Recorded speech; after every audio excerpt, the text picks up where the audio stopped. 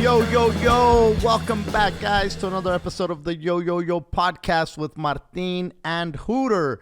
But Hooter is not feeling well. Mateito got him sick. And we're going to talk about my visit to Los Tigres del Norte, meeting them, the concert, the kids' trophies, y todo, everything.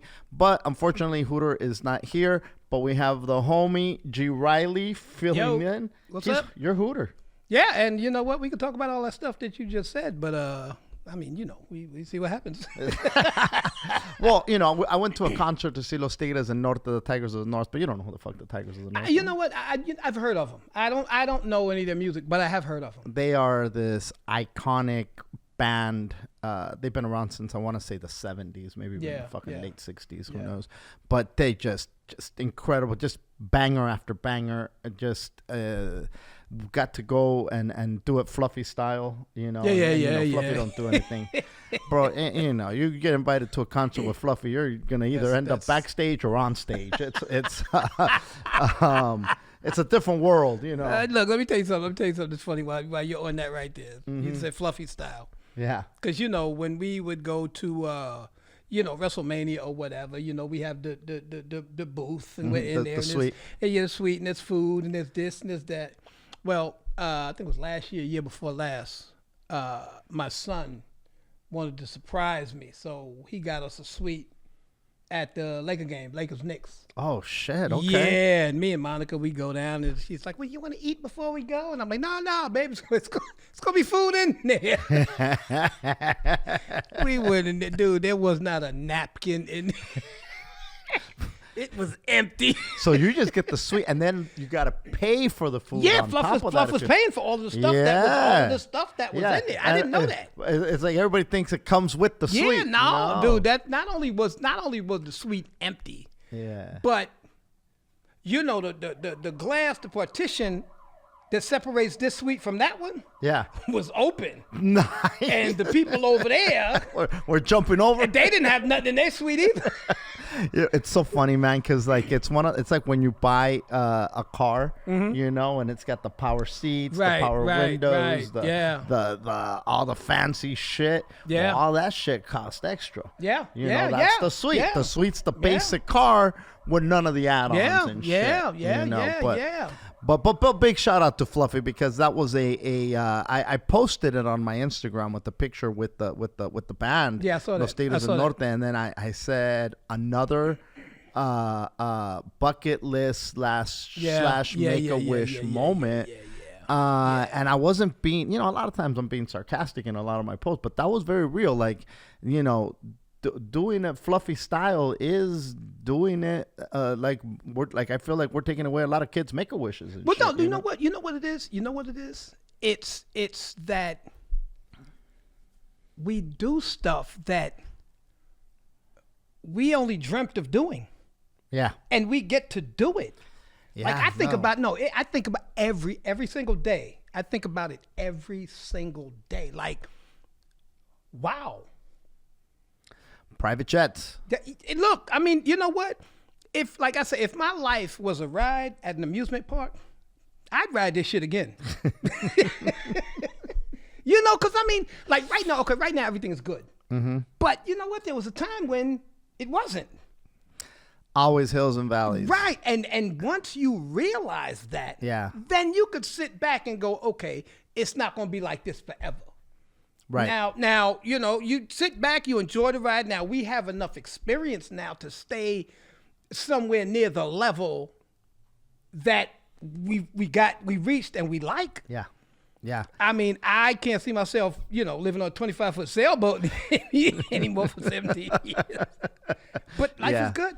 Bro, you're 100% correct. When you have the perspective to the years, when you get to a certain age and you can look back and you can say, oh, fucking A, this is the shit that was fucking making me crazy. Exactly. This is the shit that I was stressing over. What the fuck was I thinking? But you know what? But it takes getting to a certain place and going through those hills and valleys to that's what makes you strong. Yeah. That's what makes you strong. And that's what life is. I'm going to tell you something that I was thinking about. because the experience I had at the airport yesterday with this woman. Like people can't take anything. Like everybody is so soft now. Everybody is so delicate now. Right? And when you think about the fact that coming up black, coming up Mexican, coming up Chinese, coming up any other race than white, you were bullied. Well, I think it depends on where you were, because there was white people that were gotten bullied. No. I'm not talking about like that. I'm talking about, look, it's like this here. Take the opioid crisis, okay? It didn't become an opioid crisis until it hit white America. Because growing up in Harlem, I mean, I was stepping over drug out, and it was Heroin, like, them niggas need to pull themselves up by the bootstraps, right? Didn't become a problem until it hit them. Same thing with bullying. Because they got museums. Dude, I went to the Civil Rights Museum down in Memphis. And you walk in, it's an incredible museum. And you walk in, and you know what they have? They have one room set up, and it's the lunch counter. And they have statues around the chairs at the lunch counter. The statues, you know, the guy's pouring the milkshake on the black dude's head, and you sit in the chair, and the statues are right here, and you feel it. Oh shit! Yeah, right? I've never been in that museum. Right. Great, this is one of the best museums I've ever been. But they got a statue of a motherfucker pouring a milkshake. Dude, they got a bus. I got a picture of it. You saw the picture about me and Alfred were on the bus, and it was a statue of Rosa Parks. I did see that. Right. I didn't see it in person, but I saw the picture. When you get on that bus, the driver, there's a speaker. And when you get on the bus, the driver says, "Get to the back of the bus, nigga." They make you feel it. When you go in this music, dude, you don't even realize you're going up, right? And these exhibits are incredible. You feel it. And then you know what? You look up, and there's the balcony right there where Martin Luther King was shot. God damn. Now, my point is, they have museums from them bullying people, right? Bullying didn't become a problem until they started getting bullied. That movie In the Heat of the Night, you know, when Sidney Poitier died, you saw it was the they one clip. They played that clip everywhere. That's that clip. Yep. He smacked my man, and you know what? For the people that don't know what you're talking about, give it a little backstory here. The movie The Heat of the Night, Sidney Poitier was, he was a sheriff. He was a detective. I believe he was from Chicago or Philadelphia, and he was coming back from visiting his mother, and he was coming through small town Mississippi or whatever, and a contractor was killed, and they found Sidney at the train station, just sitting there waiting for the train. So you know he's a black guy. Oh, he did it, and they pulled him in, and they found out who he was, one of the best homicide detectives that they had up in Philly or Chicago, wherever he was from, and they asked for his help.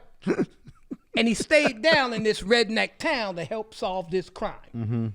Come to find out, the richest guy in town, had something to do with it. So Sidney went to question him. And this guy here is like, yo, this nigga gonna come in here and question me. Indignant, like, what? Yeah. Right? And he smacked Sidney Poitier. And before the full pop even got out of Sidney's cheek, Sidney smacked him back. Bow! Yeah.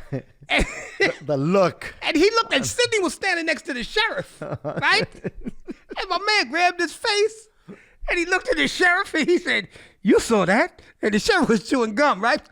And the sheriff said, "I sure did." And my man said, "What you gonna do?" And the sheriff said, "I don't know." Because he had never seen that never happened. He'd never seen no shit like that. But my point is, that was the day that every every person of color that saw that movie looked at each other and said, "Oh shit, I didn't know we could hit him back. We could hit him back." God damn. And from that day on, anti-bully. They did that. Be best. That's just it. Like, it's not a problem until it happens to them. Well, I mean, look, this opioid crisis is everybody. This shit is, and it is a crisis. Well, motherfuckers are my dying. point is, But heroin was in the hood, and it was, my God. it was just a bunch of drug addicts. You know what, man? I go back now. Mm-hmm. And because I do a lot of thinking. And I mean, like, I didn't even know that I was traumatized from my upbringing. Had no idea. Had no fucking idea. PTSD. Right. You know when it really fucking hit me? Mm-hmm. I was walking down the street one day, ran into this guy that was in the Army I used to sit and talk with. And he said he was just coming from the VA. And he says, hey, man, you need to go over to the VA because they're giving away money. They're giving away money. And he said, can you think of anything that happened to you when you were in the Navy? And I mean, I was racking my brain. I'm like, I can't think of all this shit. The worst thing that happened to me when I was in the Navy was, they had to pull my wisdom teeth. Dude, I was a boat signalman on a search and rescue team of a helicopter that crashed into the water, killing 14 Marines. I was on the search and rescue team helping them pull bodies out the water. And the most traumatic part was the wisdom. And I was like, nah, I can't think of anything that happened. That's because the shit that happened growing up. I was just going to say that when you grow up seeing the craziness that happens in the hood. Yeah. You know, and look, you grew up in Harlem. I'm not even going to even try to, say, oh, yeah, well, you was in. Hey, look, I grew up in a hood as well. And the shit that we saw coming up was beyond traumatic. But at the time, and even as an adult, you don't look at it as traumatic. You think it's just, hey, this is the way it is. You know what? You don't know what trauma is. No. Like there was, there was a few years back when they were over there, they were having the little war beef in Aleppo. And I think it was cover of Time magazine. It was one of those magazines. And this little boy, he was 5 years old. And he was sitting in front of this bombed out building. Right? And his face was dirty. And when I say bombed out, you could tell it was recently bombed out. And this little boy was 5 years old. Aleppo? Yes. And he was sitting there and he wasn't crying. He didn't have a look of concern on his face, but he was dirty from the bombs. And you could see the whole place was devastated. And he was 5 years old. So this was all he knew. I can't remember the movie, but it's about Cambodia and the war that happened there, and it follows these kids, and these kids same age, 5, 6, and they turn them into these little boy soldiers. And that was the movie with they were in Africa. That was Idris Elba. Was that the movie? It was Cambodia. It was in Cambodia sure, Cambodia, and you see these kids.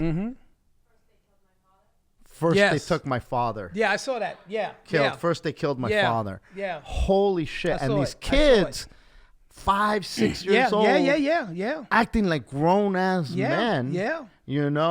And got a weapon around their shoulder, fucking killing snakes, frying them up and fucking just cutting them up and feeding their little sister. And I'm like, what the fuck, man? And not saying that that's the trauma that we went through, but to them, that shit's normal. It's normal. Dude, the shit I saw growing up, to me, it was no. What what wasn't normal was when I came out here. And I saw people doing, what people are supposed to do. Bougie ass motherfucker. You know what I'm saying? The fuck you mean your family's on vacation? That shit only happens on TV. But you know what's funny though? I'm gonna tell you something funny. Like, cause the movie, the one I saw that when first they killed my father. There's another one with Idris Elba where they go into these villages in Africa, right? And they kill the parents, take the kids, turn them into little soldiers and this and that, da da da. I knew this dude. He died a few years ago. He was one of those kids. Oh, and he ended up in Venice. And whenever he would, because Troy, that was his name, Troy, coolest dude in the world. Coolest dude in the world. But when he drank, dude, he would start crying and he would start spilling that shit. And you would look at him and you would never, he was one of them fucking child soldiers. And the thing That's so fucking you know, crazy, man. But me with my, you know, with my comedic mind, you know, I'm thinking, man, I wish a cholo would run up on that motherfucker. Right?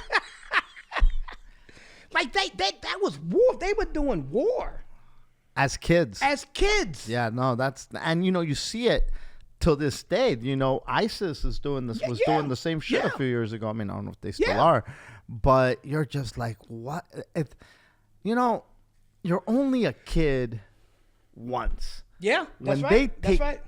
When they take that shit from you and turn you into this machine, you know, I have these vinyl records. I got to play them for you one day. Okay. And it's these preachers from it's like evangelists, you know, evangelizing in the fucking 60s and things, and you hear the fucking shit and you see through it now, but back then, you know, people were way more innocent. Right. Well, one of them that I have, it's a guy talking to the colleges. I forget what colleges it was, but I think at the time it was in Pasadena or some shit like that, right? And this guy's doing this thing, and he's talking about the hippies, right? And he's talking about the youth of today and how out of control they are. And the guy says, you know, everything that we fought for, everything, they don't value what we fought for, you know, and they don't value our way of life here. These kids, you know, we grew up listening to what our parents told us. These kids are watching what we do. And judging us for it and not listening to what we say. And he says, and you know, and this is, and so he's talking to these people about how to address the new youth, right? And he says, it used to be this part, just every time I hear this shit, cause I get high and I listen to this shit. Right. And I just sit there and I said, what the fuck are you talking about? Because the guy says, used to be that at 7 years old, you were a contributing member to the family. You were out there pulling your weight. Now they got this thing called adolescence, and they're taking it into their late teens and sometimes into their early 20s. Right. What the fuck is this? Right. And it's like, so we're talking here about these child soldiers. Well, even the people that weren't going to war, think about in the days when America was young and you had all the farmers and all the farms. At 7 years old, you're out there working the fucking farm. You're out there working. You're out there doing the 9 to 5 shit, you know? I mean, they had to come up with things called child labor laws so that you wouldn't do that shit to people. But this guy is sitting there preaching and longing for the good old days when at 7 you're a contributing member of the fucking family. Are you out of your fucking mind? But you know what the thing is? Like, you know what? That's the thing. Like, you don't know. Like, the way people think, and you know what? Once again, you know, you sit back and you know what? You could do a couple of edibles, and you go down that rabbit hole, or you just start seeing things. I was sitting at the house one day, and you know, like now, they'll have dead air on TV. When you got dead air, that pretty much means you don't have a sponsor for that slot. So, and I know you've seen it. It says right there, it'll say something, and then at the bottom it'll say, "We'll be back." To your regular. It's telling you that you're being programmed. It's telling you, they're like, "Yo, we'll be back with your regularly scheduled programming in a minute." Your fucking programming is gonna. Yeah. So you know what? No matter what happens in society, people are getting the information and stuff and everything from TV. They see something, it's programming. 100%. I mean, look, I was just talking about this on the Brujo podcast about how a lot of times how we view people is based on what we see on television and on movies. It's how we view different religions, how we view different cultures. I mean, for a long time, Native Americans, they were fucking Indians and savages. Savages. Yeah. But why? You know what? You when in the 60s during the civil rights movement, when you turned on the TV, you would swear to God that every white person in America hated black people. Because you know what? On the news, they never showed you the white people that were in there for the civil rights. They never showed you that. Right? I remember watching Dennis the Menace one time. And Dennis found his grandfather's uniform. Military uniform up in the attic. It was a Confederate uniform. One time I'm watching Lucy. I love Lucy. And Ricky was doing that. They were doing a play. And Fred was the Union and Ricky was the Confederate. Yeah. You know, but once again, like you say, it's all programming. And you and I know just from being out on the road how somebody will see us and automatically put us up there simply because we're telling jokes. Right. They don't even look at us as regular people, and we're regular people. They don't get more regular than us. Any other day, we'd be a black dude and a Mexican. Yeah. But the fact that you're holding a microphone and you're on stage, well, you know. And that's the thing, though. People, you're one of the good ones. Yeah, exactly. You're one of the good blacks. Yeah. People like my thing is, man, just do you and mind your business. You would hope, man. But everybody cares about, like, who am I to say what you, because I don't like what you're doing. That ain't none of my business. That's none of my business, man. Enjoy yourself. Be happy. That's the bottom line, man. Oh, fucking it. And speaking of being happy, big congratulations to George Perez. He had a birthday show over at the Comedy Store. Invited me. I did the Belly Room. He did 2 shows. This motherfucker did 2 shows. He sold out the 8 o'clock and the 10:30, and had a hell of a freaking lineup. I'm not even gonna attempt to mention everybody that was there, but it was freaking stacked.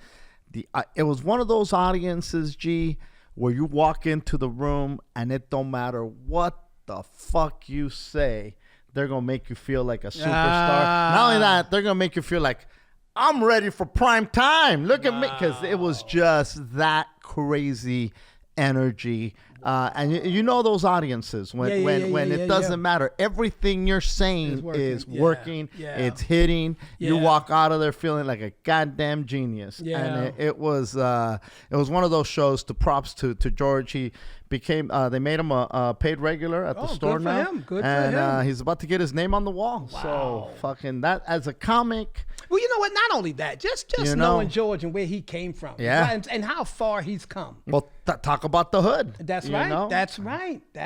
And you know what? Back then, you know what? Hey, he was nothing but a thug. He was nothing but a like, you know, they don't understand. Like, life is like, once again, that roller coaster ride. And you know what's crazy? He kept his identity, because it's like, hey man, you can't be bald-headed, you can't dress like that, you can't talk about that, you can't he's like, wait a minute, but this is who I am, and there's a lot of motherfuckers like this who resonate with this, and when you do it that way, that's right, there's a beauty in that. There is, man. It's not, you know what, like Allen Iverson.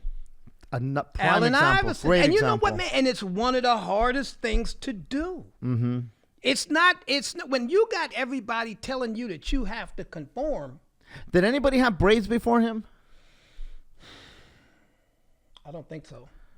I can't think of anybody. And even if they did it, they weren't like that. I can't. You know what, man? Did you know? And the tattoo, dude. He came but you in. Know that's why the sleeve he wore. Yeah. On his arm, they made him wear that to cover up the tattoos on his arm. And now everybody and their mother has a goddamn tattoo on their neck. That's right. You know. Oh God, the cops.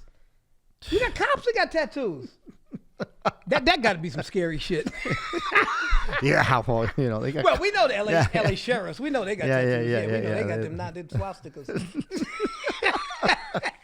You're Sheriff Villanueva, man. He's out there. He's always making news, bro. God. He's out there. He's gonna go to Hollywood and clean up the homeless. He said. Dude, you know what's funny? When you were talking about this show with George Perez, you said the 8 o'clock show or the 10:30 show. Dude, as soon as you said 10:30, I was getting ready to yawn. Remember when that was just starting out time? Yeah. You know, where you're just leaving the house at 10:30 sometimes? Man, you know what? It's funny how, you know. It's funny how you get old. Dude, when you get old, hey, man. Hey, listen, I'm there. But you know what the thing is? You know you don't belong out there. Dude, I'm going to be 63. I'm going to be 63 next month. Okay? Yeah. What the fuck am I doing out there looking for pussy? If I'm not working, what the fuck am I out doing out there at 11 o'clock at night? Hey, G, want to go get some pussy? Yeah, you know what? No, but that's just it. Number one, I've reached that age. I don't even want no pussy no more. You know what? If I get some pussy, I get some pussy. But I don't go, I want some pussy. Them days are over. Them days, God knew what he was doing. Oh, my God. God knew it, because you know what, man? Remember the days when you would leave the house with the mission of getting pussy? No. Hold on. When you left the house, that's why you left the house. Yes, that was your goal. That's why you took a shower. That's why you put on fucking the cologne. Look, you know what, man? That's why you bought blow. Let me tell you something. This is how you know God knew what he was doing. Because the last thing I want right now at my age is to be in my gym and want some pussy. Because I tell you what, I'm this close to becoming the creepy dude in the gym. That close means you're there. Yeah, pretty much. Come on, man. Pretty much, man. Pretty much. You know, but I mean, dude, you know what, man? I'm telling you, man. Life it's been fucking good, man. It's you know, out of all the ups and the downs, it's still a beautiful life. It is. I was talking to the homie that just left right now, Mike. Mm-hmm. We interviewed him on the Brujo podcast, you know, and I met him at the beach when I was out on my walk. And what does he do? What do you said he was an entertainer? What does he do? He's a teacher. Okay. But he's also an artist. He's just an all-around artist. He's meditation and yoga and music and you know, painting. And just all kind of photography, all kinds of shit. You know, like one of them people that's just has art in their life, in their DNA. Yeah. But you know, we're always told that ain't gonna pay the bills, motherfucker.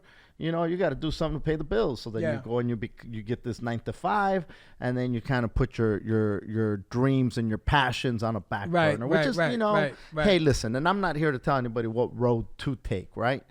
But we were talking about, you know, how the problems that you have now, the shit that's keeping you up now, are problems that you wish you would have had 5, 6, 7 years ago.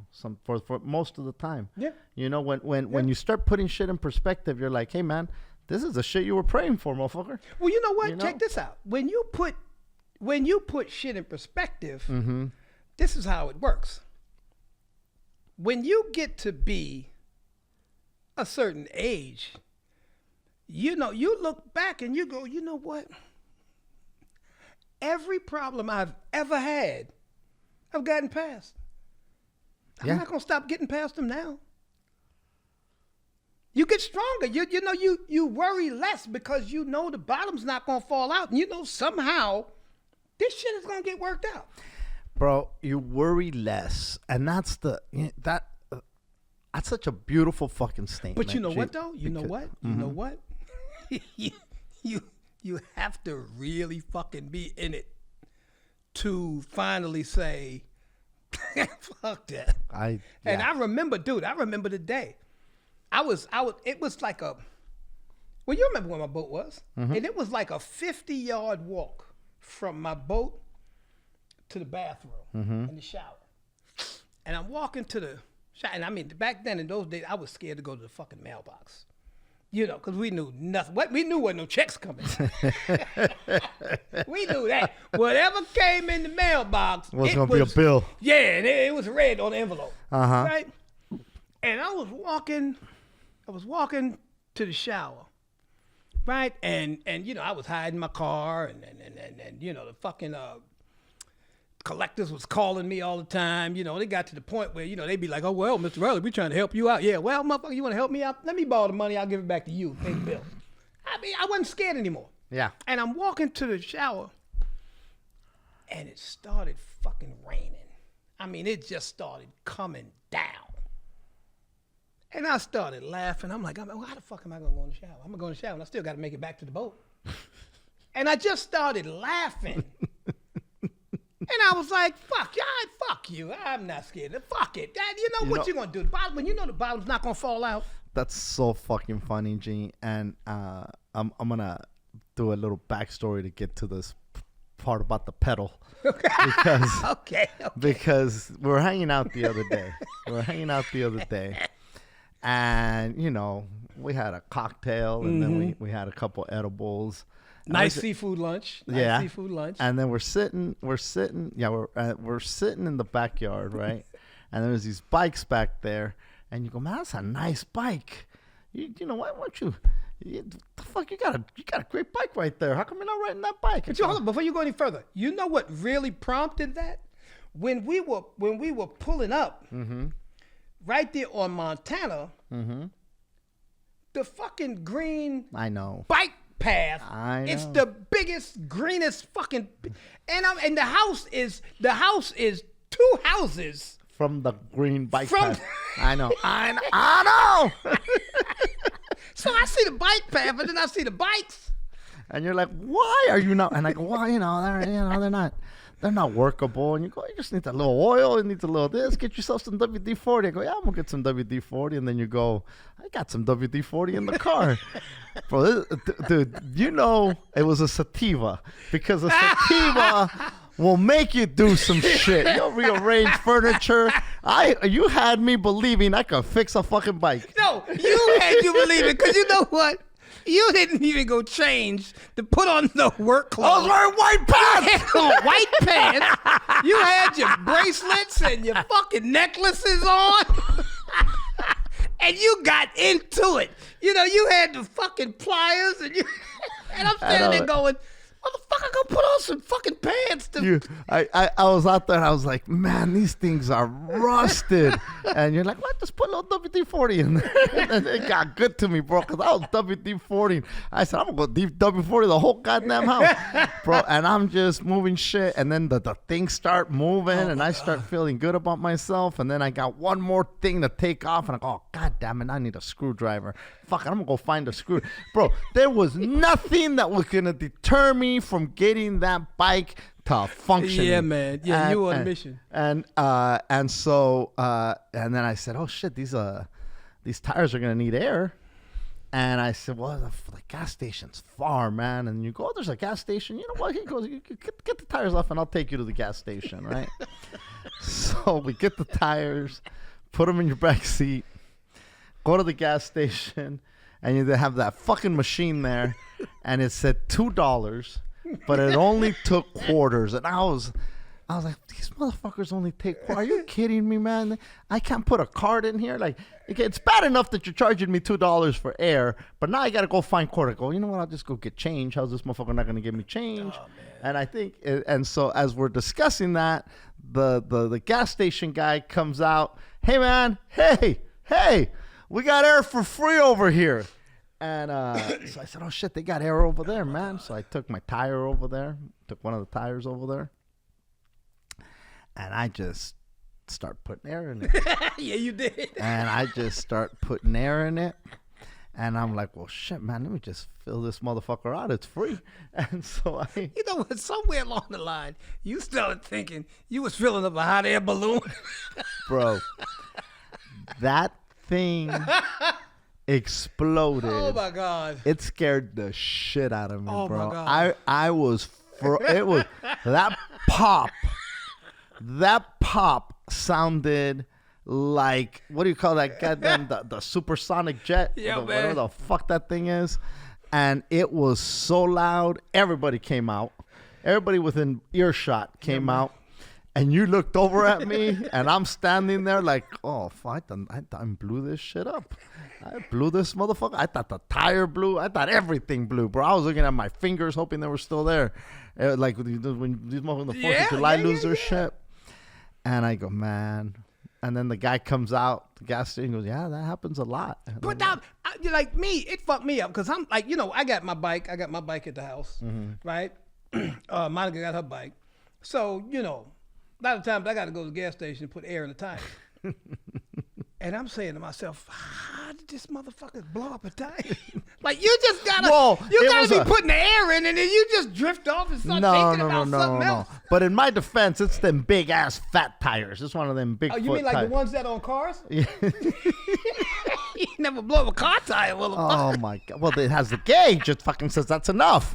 I thought in my head, because it does pop off when it's enough, right? No. You know what? See, there you go, leaving that shit to them. You know what you do? Psst, psst, and you check it again. You just went. Like you did it like that when he said gas was free. You took that free shit like, okay, well it was $2 over there, so I'm gonna get as much as I can over here. I'm gonna get as much as I can. Dude, that was the funniest shit in the world, man. Oh man, I had a face like I was. It scared the shit out of me. So then I'm like, well, the guy says, yeah, just take it down the street. There's a shop right there on Broadway, and this has turned into adventure. It's adventure. An adventure, yeah, it's right? Adventure. And so we go to the fucking place, and the guy's like, I go, hey man, I just I need an inner tube in here. He goes, yeah, no problem. So he goes, starts looking. He goes, dude, that's too big. We don't carry that size here. Just order it, bring it back. I go, well, these motherfuckers are huge. Can I just leave it here? Yeah. I'll order it. When I get them, they'll come in, and hopefully I can get them on Amazon, right? So I go, what size do I order? So he writes it down on a piece of paper. Luckily, I found it. Yeah. Now them edibles had me, dude. Yeah. And I get home, and I'm like, oh, fuck. What did he say to order? And now I know it's 26 by 4. Right. And I was like, God damn it. Where did I leave that paper? And I'm looking through my pockets. I'm looking on the bed. I'm looking in the kitchen. Yeah. I'm looking everywhere. I can't find the paper. I'm like, I must have left this. It either fell out of my pocket and now they're closed. So I can't call them. So I text you, or I called you, and I said, hey, man, did I leave a piece of paper in there? And you go, there's a receipt. Does it say the size on it? And he goes, man, I'm driving. I'll hit you when I pull over. Yeah. And so then you hit me. You fucking told me the size. Ordered it. Shows up on Amazon. I take it the next day. While I go to the grocery store, shit's ready. I'm happy. I take my tires home. I put them in the back. And now I had a busy weekend, so I didn't have time to put them on. But today, I'm like, he's ready. Today is the day.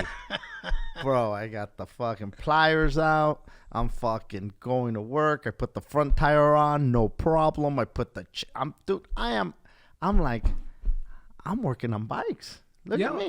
All you needed was some bike shorts. Oh, homie. And I was so like, I'm like, it's ready to go. I got the seat up. That's fucking okay. And I'm like, I am ready to go. And you don't understand how happy I was. I do know how. I got on that bike, and I took off, and I got on that green bike path, and I was at Montana. I was at Ocean in about 10 minutes. Yeah, 10 minutes, there. right there. And I'm like, this is good. This is a great ride. And I said, let me go check out the roses real quick.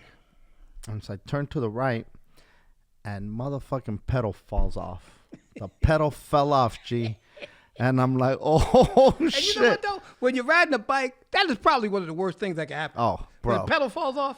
Okay, so now I'm like, what the fuck? How the fuck the pedal fall off? So I flip the bike over, and I jam the pedal back in. And go, okay, well, maybe it's just, need a little elbow grease. And now I get on the bike, and the pedals are even. They're right there. They're right there. And I'm like, okay, I can't pedal this. Oh, my God. How the fuck did I put this pedal in? Did I put it upside down? What did I do? And I'm like, no, this can't be upside down. What the fuck? And I'm trying to figure out this pedal situation. Right. And I flip it, and I'm like, oh, they got to be one up and one down in order to pedal, you dumb motherfucker. So I'm like, okay, figured it out. Did it again. Pedaled about maybe 5 times, pedal falls off, and I'm like, fuck. And then I'm like, there's a fucking little screw missing here, little what do you call them fucking little things? What one of the fucking little things you fucking screw on. Yeah, screws. Not a screw, but the nut. Yeah, the nut. Okay, the nut. So the nut And I'm like, that's missing a fucking nut. So I go and I retrace my steps. You know, I go, well, it fell right here. It had to fucking, you know, it's got to be right. And then I find the nut. And I'm like, oh, shit, here's the nut. Screw the nut in. I'm like, oh, okay. I can get back home with this. I was going to go for a longer ride, but now I'm like, okay, I got to go and tighten it up. So I pedal. Fucking pedal falls off again.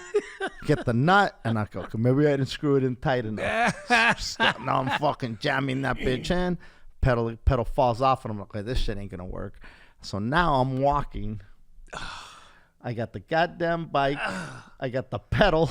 And I'm just walking. Hold up. Pushing. So you had to walk from where to where? From 5th to 18th. That's not. Right now, but it's still a hell of a walk. It's with a a bike. walk. It's a walk. It's a walk. It's a walk with a bike. It's a walk. It's a walk. Yeah. But a few years ago, I've been like, God damn it, the fucking pedal. I would have been barking. Yeah. I would have been barking when it exploded. Yeah. I would have been barking at all the dumb shit that literally I have no control over. Yeah. And I'm sitting there like, this is just life and perspective. That's right. Saying, fuck it. Yeah. I'm going to get home. Yeah. I'll put it in it'll get fit. At some point, this thing's going to be. Now, with that said, I'm going to take it to a goddamn professional now. Right. I say, hey, man, just get this shit fucking road ready. Right. You know, but it felt good to get it to the level that it is now. And it also felt good to not lose my shit over dumb shit. Well, you know what? Once again, it's perspective. Like I tell Monica this all the time. Everything's not a 5-alarm fire. No. Right? And there are times, dude. There are times, man. I'm driving home, right? And when I drive home, get on that mic, G. When I drive home, I always take the coast. Mm-hmm. Right? I could take Sepulveda all the way down, but I go, no, I'm going down the coast. But why? Because I can. Yes. Right? And I'll be driving home, and I will have to slap myself because I'll be thinking of something, and I'll slap myself. Motherfucker, that is not a problem. Yeah. Like, you know, like I might have told you this. I'm bitching about a bike? Yeah. This is a badass but bike. You know what? No, but let me tell you something. It hit me. You know, it hit me when things first started going good for me. Mm-hmm. And I would go down to the beach, and I would go down to the pier, and I would just stand there, man. I would look out over the ocean, and I didn't have any worries anymore. Now, I don't know. I think when this happened, I might have been 52, 55, when I didn't have any worries anymore. So that means for 55 years, I had worries. And all of a sudden, I didn't have nothing to worry about. And I'm standing there on the pier, and I'm looking out over the ocean, and I'm like, you know what? I don't have shit to... It was a feeling. Something's going to go wrong. No, that's what happens. I'm like, I don't have shit to worry about. And then I started worrying about the fact that I don't have shit to worry about. This is not crazy, man. And then you realize, you know what happens? You know what happens? It's like when you watch one of those detective shows, them cop shows on TV, when they do the facial recognition thing, right? And you got the face here on this side, and on the other side, it's just scrolling through it, all the faces. Right? That's what happens to your brain. Your brain starts looking for shit because it's never been there before. And your brain says, hold up, wait a minute. We got to find a fucking problem. And it just starts rolling through your head. You know, the sad thing is that there's people that live their lives. Everything could be perfect, but they find something. That's right. Some insignificant thing. That's like, because what are you talking about? You know why? You know why they do that? Because that's what they're comfortable with, because they've never been without worry. Without chaos. You have to break it down and make it, like I said, I'll be driving home and I'm like, well, that's not a fucking problem. What are you doing? And I talk myself down. There was a couple years ago at UCLA. I'm not going to say any names, but we all worked together. And this chick ended up hooking up at a party, and you know, they got loaded, hooked up, had sex, and when the dude woke up and finally looked at his phone, he had a shit ton of missed messages, and his mom had a massive stroke. Wow. They'd found her unconscious. and she was in the ER in a coma. Wow. And so then this person that he had just hooked up with was just a random hookup. Mm-hmm. And any other day, it would have been over. Right. But now, he's like, oh, shit. My mom's like, oh, well, fuck, let me give you a ride. And now they go, and now they're in it. It's not like going to be like, hey, high five. Right. Thanks for the dick. I'm out. So she stayed there with him and then ends up, dating this person. Mm-hmm. And they're dating, and they go through the chaos of that. They go through the chaos of this guy's trying to get into the fire department and all the things that go with that. They go through the chaos of whatever the fuck she's got going on. And when there was finally everything was set and there was no more problems, mm-hmm. they ended up breaking up. They didn't know what to do. They didn't know what to do. And now they might have just been together out of like, well, that traumatic experience. When you go through a traumatic experience with anybody, mm-hmm. you create a crazy bond. Right, yeah. No matter what it is, you create a bond. That's right, because both of you were there. And then you have you have that sexual energy attached mm-hmm. to it. Right, yeah. And you have this delusion that it's meant to be. Right. But it really isn't. Right. Yeah. But it goes back to that whole thing where you don't know how to function without the crazy. Well, you know what? I had this conversation the other day with my stepdaughter. I had it with my stepdaughter and I had it with my son. Right? And the most honest conversation that you could ever have is with yourself. Right? Because when you get in bed and it's just you and your pillow, right? And I one of the things I learned, and this was back when I first started doing comedy, that for me, mm-hmm. personally, I think the most important word in the English language is why. Because when you ask why, you're peeling back layers. And what I would do is I would say something that I thought was funny, and then I would say, okay, why is that funny? And then I would answer that, and with that answer, I would go, okay, well then why is that? And then why is that? And then what? And you just keep peeling back layers. And I've asked myself, how did you become the man you've become? Right? And when you start asking yourself questions like that, you answer them honestly. You're not gonna bullshit me. I can't bullshit me like you bullshit your friends.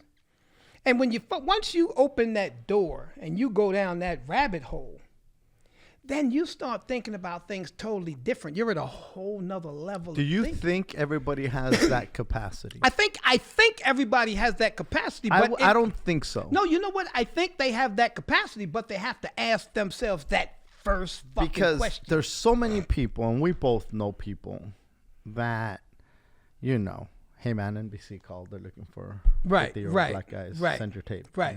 Right. And just, oh yeah, I did the road. I did the this. Right. I did. People just so delusional. But you know why? Almost to the point of like where everybody knows they're lying. Right. Everybody knows they're full of shit. Mm-hmm. But for some reason, nobody says you're full of shit. Yeah, but you know what? No, but you know what? But my point is, do they ever turn it off? Because when you say everybody has that ability or everybody has that capability, I don't know that everybody's brain is wired with logic a lot of times. Well, and truth.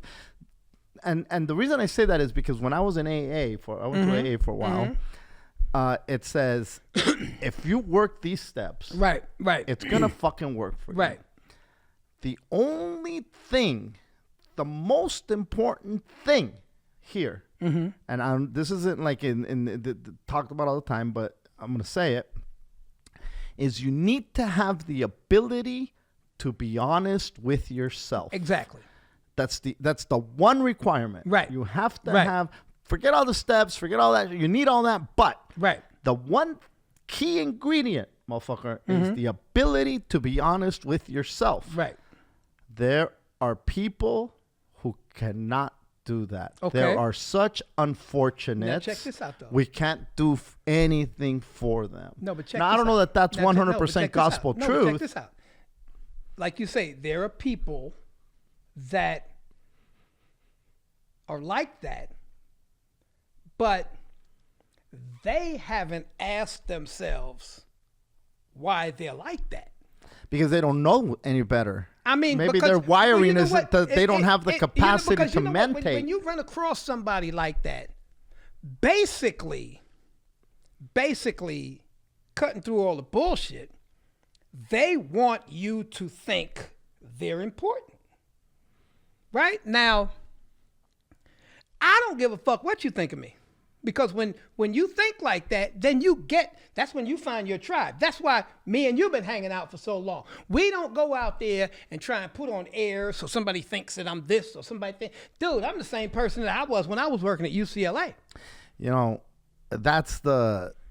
we live in that world now, though. We do live in that world where there are people taking pictures in front of cars that aren't theirs. Mm-hmm. And posting it on their account. Right, yeah. Like it's them. Yeah. You know? Yeah, because people, once again, it goes back to the programming. Because you know what? You turn on the TV and, you know, you got those shows like the Kardashians with the spinoffs now where everybody has to have something. Everybody got a bling, everybody. So you know what? I have to do this because I want you to think that I'm like that. I got a buddy. It's so funny. He came out here from Kansas City 35 years ago, right? Straight fucking Kansas City, right? The coat had one of them big dusters like they wore in the West. I mean, he was Kansas City. And he came out here, and over the years, you started to see him change, right? And it was funny. He had this long ass gold chain with a little bitty fucking Mercedes emblem on it, right, like that, right? And talking to him, you know, he'd be like, "Nah, man, I don't want all that. I don't want." Yeah, you do. Yeah, you do. Everything about you says you do.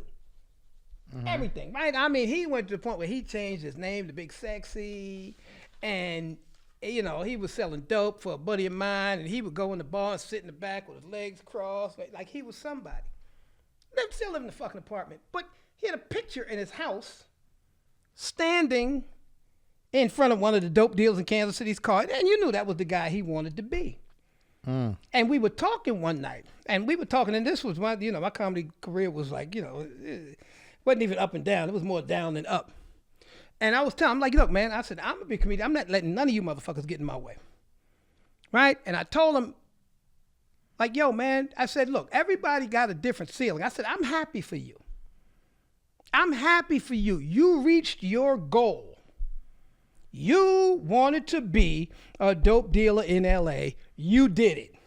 Congratulations. Top of the mountain. I said, but if your ceiling comes to my knees, you know, I'm congratulating you because you know what? Hey, if you think you succeeded, I'm happy for you. I got shit to do. I got a little higher ceiling I'm shooting for. Do you think that there's a lot of people with the belief system that if you throw out something out there enough and you say it enough, eventually it becomes truth? You know what? People like that, right? Yeah, but not if you just say it. You got to do the fucking work. You got to say it while you do the work. They're out there taking pictures. Yeah, but I mean, that's not going to do it. That's not going to do it. You know why? Because what happens is people see enough pictures and they think that you're there, right? And then you fuck around and run across somebody who's there, mm-hmm. and they like you, and then you go with them and they find out you ain't there. Well, that's the thing. Like when you know, it's easy to get caught up because, you know, it's like we said earlier, we're talking about traveling with Gabe, with Fluffy. And, you know, you travel on a private jet, mm-hmm. and there's pictures on the private mm-hmm. jet. But then when you're flying Southwest. Yeah. It's not no private goddamn jet. Yeah. This isn't my life. But I'm here because this dude is at that crazy level. But you know what? But the thing is, like, and I tell people this all the time, because they ask me all the time, yo, man, so, what's it like flying in a private jet? And I said, honestly, it's like being on a fucking bus. It's not mine. Yeah. It's like being it's like being on the bus. Like I never was the guy that's gonna go somewhere and rent a Ferrari or rent a Rolls and take it to the club. I mean, dude, if it's not mine, I'm not gonna. I can't get that feeling because I know it's not mine. Yeah. And there are people that I don't know, man. You know what? I think it's probably because everything that I grew up around was real. It was real, and I never in my life thought I had to impress anybody. Like I told my man Mark, he went and got a Mercedes. I was driving around that Saturn, right? Dude, that Saturn, man, I'm talking about, it was the body was a piece of shit, but the engine worked. I'm talking about, the upholstery on the ceiling? Dude, that shit was bloused. It was bloused, right? When I went to someone, if I didn't pull my key out of the ignition right, dude, that shit would be stuck. And I would sit in the car for 20 minutes, fumbling it, trying to pull it out. Right? And Mark looked at me one day. He went and got him a new Mercedes. And he looked at me like, yeah, man, it's time for you to get a new car too. I said, no, it's not. No, it's not. I said, you need that Mercedes because you've become big sexy. I'm G. Riley. I'm still a struggling fucking comedian. I don't need a new fucking car. I'm not trying to impress nobody. You're trying to impress everybody. My dream car at one point was a Corvette. I remember that. Convertible Corvette. I wanted a convertible Corvette, and I wanted to drive up the coast in a convertible Corvette.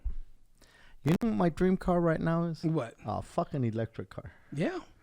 That wastes no goddamn gas. Yeah. That's a sexy car to me right now. Yeah. I would be out of my mind saying, I want a fucking Corvette. And now, even if I did want to drive a Corvette, I could go rent a Corvette, ride it up the fucking coast, and take it right back to the man that owns it. That's right. You know what I mean? That's like right. the perspective is so different. Why did I want a Corvette? I don't know. Yeah. I grew up I saw Corvette somewhere as a kid, and I thought it was just a badass. But you know what? car. I'm gonna tell you something that I realized. Because you growing up here and me growing up in New York, like Middle America, when they turn on the TV, they hear about LA and New York, right? And they say to themselves, I wonder if I can make it there. Right? You never woke up and went, I wonder if I can make it in North Carolina. I wonder if I can make it in Montana. They aspire to come out here or go to New York, right? And then when they do that, they try and keep up with what it's supposed to be. That's right. Now, to be fair, there's people that are like, fuck LA, fuck New York. No. There are a bunch of them. There are a bunch of them. Because you know what? Look, when you grow up in a small, slow town, you don't want to fuck with that hustle and bustle. Nah, dude. There's people in my mom's town in Mexico. Well, you want to talk about small town? There's a fucking small town where cell phones became a thing before they had more than one landline. They had one landline. Right. You called up and you said, hey, this is so-and-so looking for so-and-so. They'd go, and they didn't even have addresses. They just knew where everybody lived. Right. I've got cousins that still live there. Yeah. Yeah. And my mom has cousins. They were her cousins, when she was alive. These guys are probably now in their 70s, I would imagine, the ones that are still there. And two of them never left the town. They never left. Yeah. And I remember one time I was over there, and I was talking to one of my my godfather who had traveled, right? And he was their older brother. And I remember saying, is my uncle so-and-so ever going to come out? And he goes, are you crazy? He goes, if he goes to the big town here in Mexico, in Spanish, he's telling me se engenta, which there's no real word for it in English, but he would be over peopleized. Yeah. Like he'd feel completely swarmed by people. Right. Like he wouldn't be able to handle it. Right. You know, when all you've had is that small town for 60 years of your life, 70 years of your life, and all of a sudden you're thrust into this fucking zoo. It's enough to make a motherfucker crazy. Yeah, but that's why I would much rather come from a city and slow it down, because you know what? I'll give you a prime example. Yesterday, last 2 days, when I was up in Reno, right? And I go up to Reno, and behind my daughter's house in the complex, you know how Vegas is, where like they'll build a bunch of houses here, but then there'll be a shit ton of land Yeah. And that's how she got a community right here, but there is a fucking field behind her house that is looks just like a desert. Pretty much, yeah. And you look off over this way, and the mountains got snow on them, and she got a dog. I fucking fell in love with this dog, and the dog fell in love with me. And we go out, man. I take the dog out there in the field, man, and we walk in, and I take the leash off and let her run around. And dude, there's rabbits and shit back there. They tell me there's coyotes back there, and I'm out there. I go out there every day, man. I put on my AirPods and I go out there, and I shit you not, I hear the fucking theme song for fucking Mayberry RFD, the Andy Griffith show. Yeah. I hear that shit in my head when I'm out there with the dog, dude. I'm picking up sticks, throwing the sticks so the dog could go get. And I'm out, and I'm like, you know what, man, I like it. Now, I like it because I know I could leave. Right. I wouldn't want to do that every day. But I go out there. But why not do that every day? Because there's a piece with that. No, there is a piece with that. But me, like I tell Monica this all the time, me coming from New York City, I need foot traffic. Right? When I was growing up in New York, you know what, man? I would go around the corner, and there would be they had a big blue mailbox right there in the corner. And you know what? I would climb up on top of that mailbox, and I would sit there and watch people walk by, watch the dope dealers drive by in their cars, and just, you know what? I would just watch. When I came out here, Venice, I go to Venice, and there was back in the day, there was a little teriyaki joint that sat right there by the basketball court. And we would finish playing ball. We would go over there and grab the chairs and line up, and we would just sit right there on the boardwalk, man, and watch people go by. When I leave the house now, I go down to the pier. I need that. I don't want to be out there where nobody's at. I don't want to be anywhere where people stay home and play board games. Do you talk to strangers? I talk to strangers. But I'm not, I don't like walk up on people and just start talking to them. I'll be sitting out there and somebody say, hey, nice, beautiful day, beautiful view. And I'm like, yeah, blah, blah, blah, and the conversation will start. Sure. But I'll just be walking walking you're not up. the guy that would initiate the beautiful day? Yeah. Oh, okay. Yeah. Dude, okay. You know what, man? So you talk to strangers. Dude, let me tell you something, man. Because people shit on me all the time for doing it. I do it a lot. No, I do too. I do it a lot. Man. I'll find myself just talking to the most random people and having some incredible conversations. Okay, now let me ask you this question. Let me ask you this question. When you do that, have you ever noticed whether when they start talking to you, you kind of see them let a breath out, like, I didn't know he was going to be like this. Yeah, for sure. For sure. Oh, yeah. Yeah. Homie. So the last person that I talked to was the dude that I just interviewed. Right. And that motherfucker called me Mexican Jesus. Wow. Or the Mexican Messiah or some shit like that. You know what? I could see somebody saying that. Yeah. I could see somebody saying that. So, but when you first see me, you're like, what the fuck? That's what I'm saying. Yeah, there's a what the fuck. Because look, like if I'm average, Midwestern person on vacation, right. and it's getting dusk, and you're walking up on me, I might be like, oh, this motherfucker. Hey, but look, this is the people on the news. Look, prime example is the woman. And they look at me the same way. But no, the woman in the airport yesterday, prime example. Woman in the airport yesterday, right? Okay, she looked at me right away and went on defense and stayed on defense the whole fucking time, right? And I come home and people are telling me they heard about what happened, and they're telling me, dude, from as soon as I heard that, I'm like, get the fuck out of here, man. G wouldn't do no shit like that. Everybody knows I wouldn't. Right.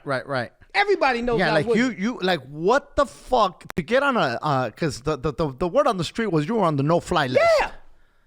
Yeah. Like you have to do some well, I take that back. It used to be that you had to do some shit to get on the no-fly list. Yeah. Now, if the fucking flight attendant or the counter person is having a bad day, and they want to fuck it, and you just say something that they didn't like, she wasn't even having a bad day. She just didn't like me. But my point to it is that's how easy it is. Right. That all you got to do is be having a bad day, and somebody looks at you a little wrong, and you're just like, no fly list. That's right. And there's no questions asked. And the crazy part, which is insane. But when her supervisor came over, her supervisor said, and you know what hurts the most? When they're just lying to your face, and everybody, you know it, she knows it, because she looks at me and she said, well, I went over there and I spoke with her, and she had witnesses that said, bitch, we both know you're lying. That's crazy time. But that's what happened. Like, you know, and all you asked is, what's your name? That's all I asked. I said, excuse me, what is your name? How dare you motherfucker. Then she barked at me. You mean? She barked at me. She said, why you want my name? I said, because you're talking to me like this. That's what I said to her. I said, because you're talking to me like this. And she said, you're not flying today. Just like that. Fuck. And then the supervisor comes over, right? And I tell the supervisor what happened. The supervisor goes over and talks to her. And the supervisor said, yeah, well, she's got witness statements. Statements? Get the fuck out of here. It was Southwest Airlines. Her name was Angie, Gate 5 in Reno, a little Filipino woman. I mean, I'm not going to put her on blast or nothing like that. Now, God damn it, man. You know, to me, it just reminds me of when you get pulled over and the dude's just being a dick, but you can't be like, hey, motherfucker, fuck you. You know, but they have the power and you can't do shit. And the airlines have that power now, too. No, but I'm going to tell you something that it hit me yesterday. Mm-hmm. Like, it was traumatic. And it was traumatic simply because, like the supervisor that I talked to, like I said, she said they got statements. She said, well, I have to take her side because she has witness statements and blah, blah, blah, blah, blah. Okay.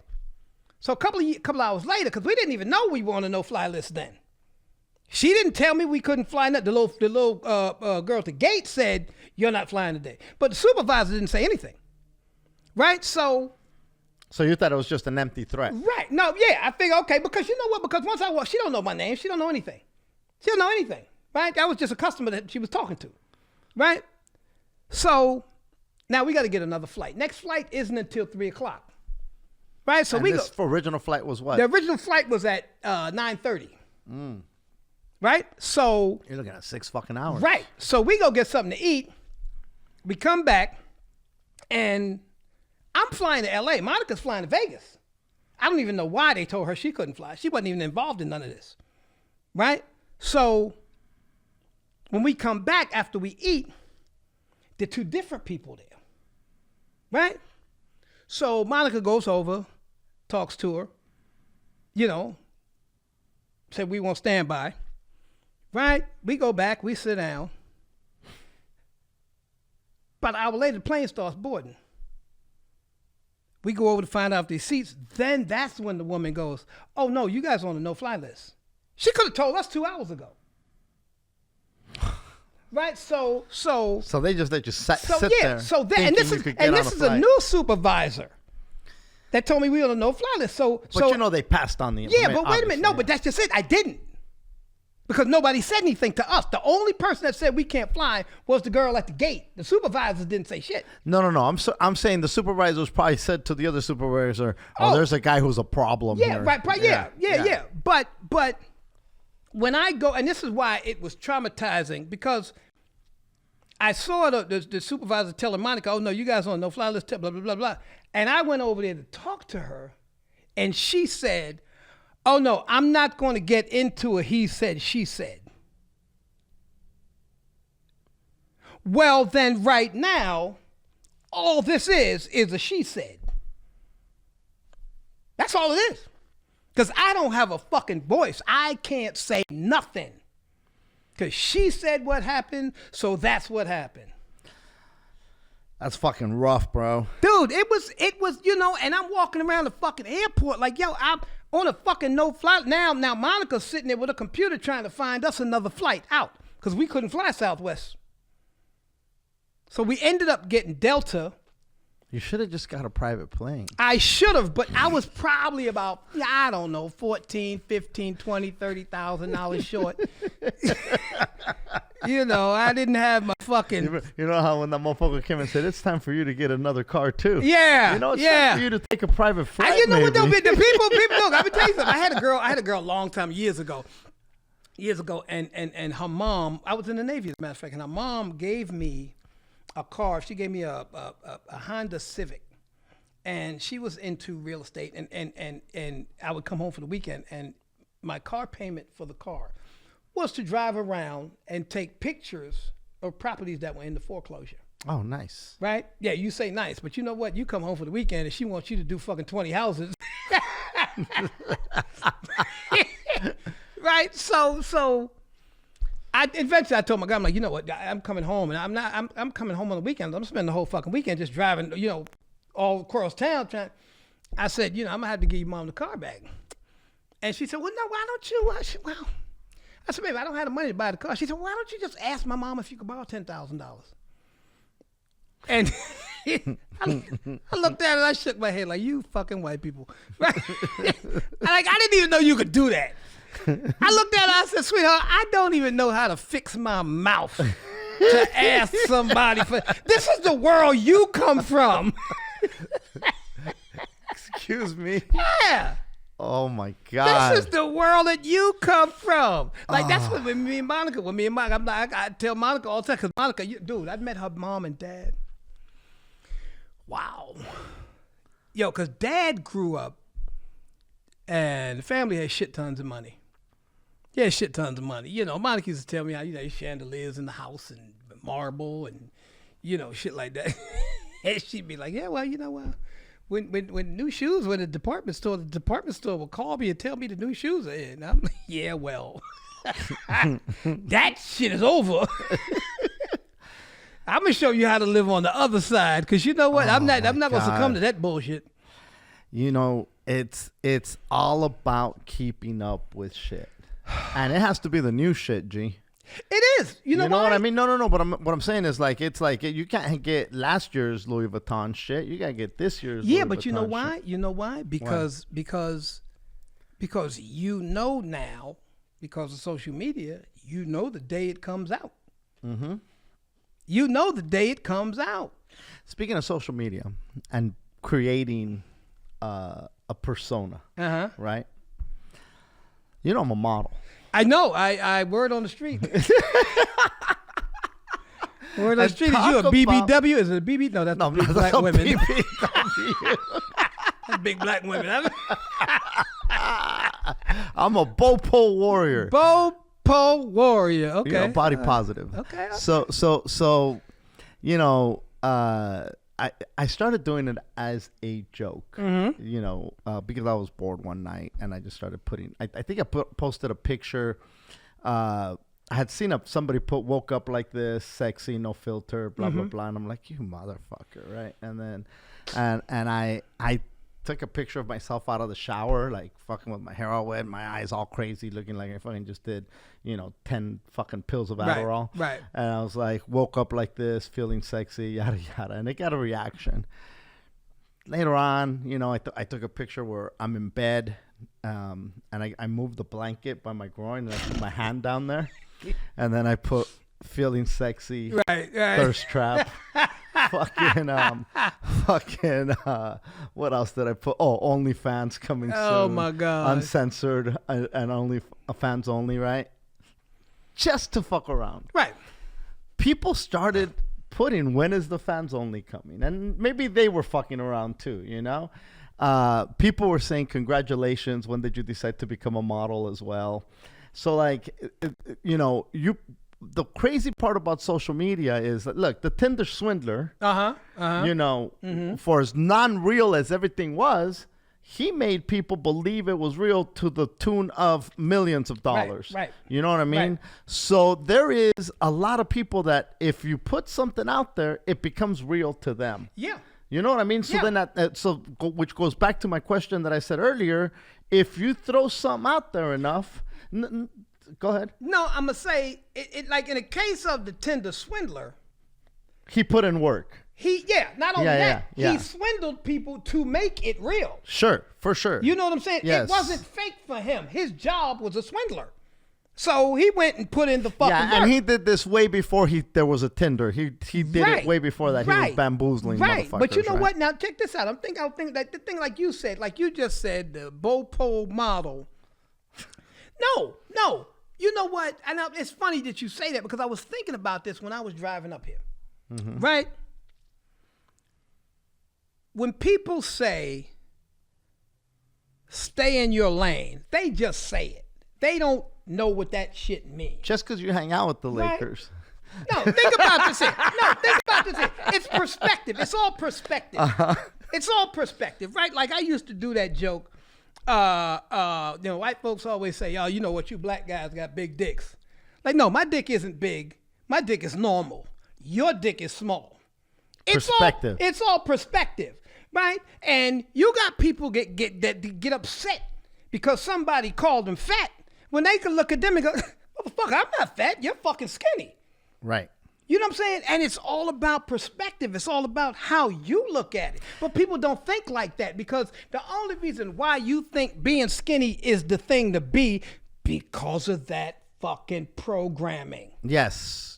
Look, everything that we've been conditioned and programmed from an early age. From the point of where they tell you this is what you're going to believe. This is your name for crying out exactly. loud. That's hearsay. You know, Somebody told you that. Yeah. Like you're G. Yeah.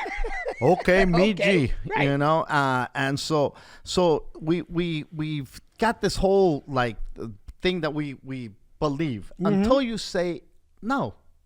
Until you say no, and then you just like say fuck it. That's right. You know, That's but you know, there's people that are very self-conscious. There's this image of perfection. Yeah. And this image of perfection is created with surgery. It's created with implants. Right. So many procedures to attain this image of perfection, right? And then there's people who strive for that image without any of the resources that the people that are portraying these images have, right, and of course fall short of that image, and then feel bad, feel like less than, because you know, and then they want to hide. Like me and Hooter have talked about this before. Guys at the pool that keep their shirt on. They don't want to take off their shirt. Guys that don't want to show their toes. They won't take off they'll never take off their socks. Are you crazy? No way am I taking up. Not even when they're fucking do they take off their socks. Only in private. There's people that will not wear shorts because they hate their legs. You know, I got skinny legs, so I'm going to hide my skinny legs. I've got man titties. I'm going to hide my man. Everybody is waiting for that perfect. How many people are working for the summer body, G? But check this out, though. Now, and you have to ask yourself why. Because this is what happened to me. Went to Cleveland, right? Me and Monica went to Cleveland, right? My brother lives in Cleveland. My sister from New York flew in, right? And I took Monica with us because I'm like, you know what? Yeah, but the three of us, my family, we haven't been together in like over 30 years. right? So we went out there, and we were sitting down, and my sister Pat is 70, and Pat has always been angry. You know, she's always it's always like something to set her off. And Monica, going to school, getting ready to get her doctorate in psychology, was sitting around one night and we're drinking wine, right?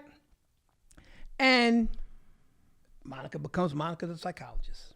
Oh, shit. Right? No, but we got to the bottom of a lot of shit. Right? Found out why my sister was the way, all of us were crying. Right? Found out why my sister was the way she was, blah, blah, blah. Found out why I always had a fear of getting married. Right? So what happened was,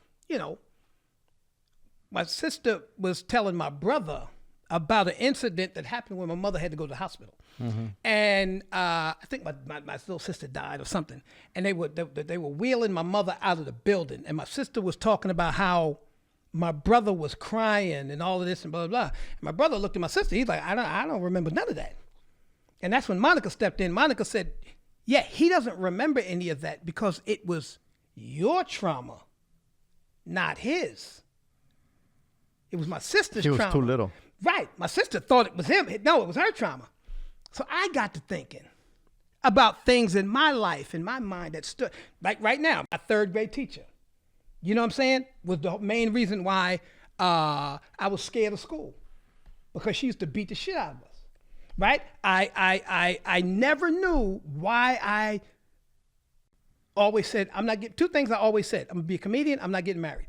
Always said that. Don't know why, but sitting there talking to her that night, I realized that on 2 occasions, my father hit my mother, right? I'm 7 years old, 8 years old, and me and my brother's bedroom sat right off of their bedroom.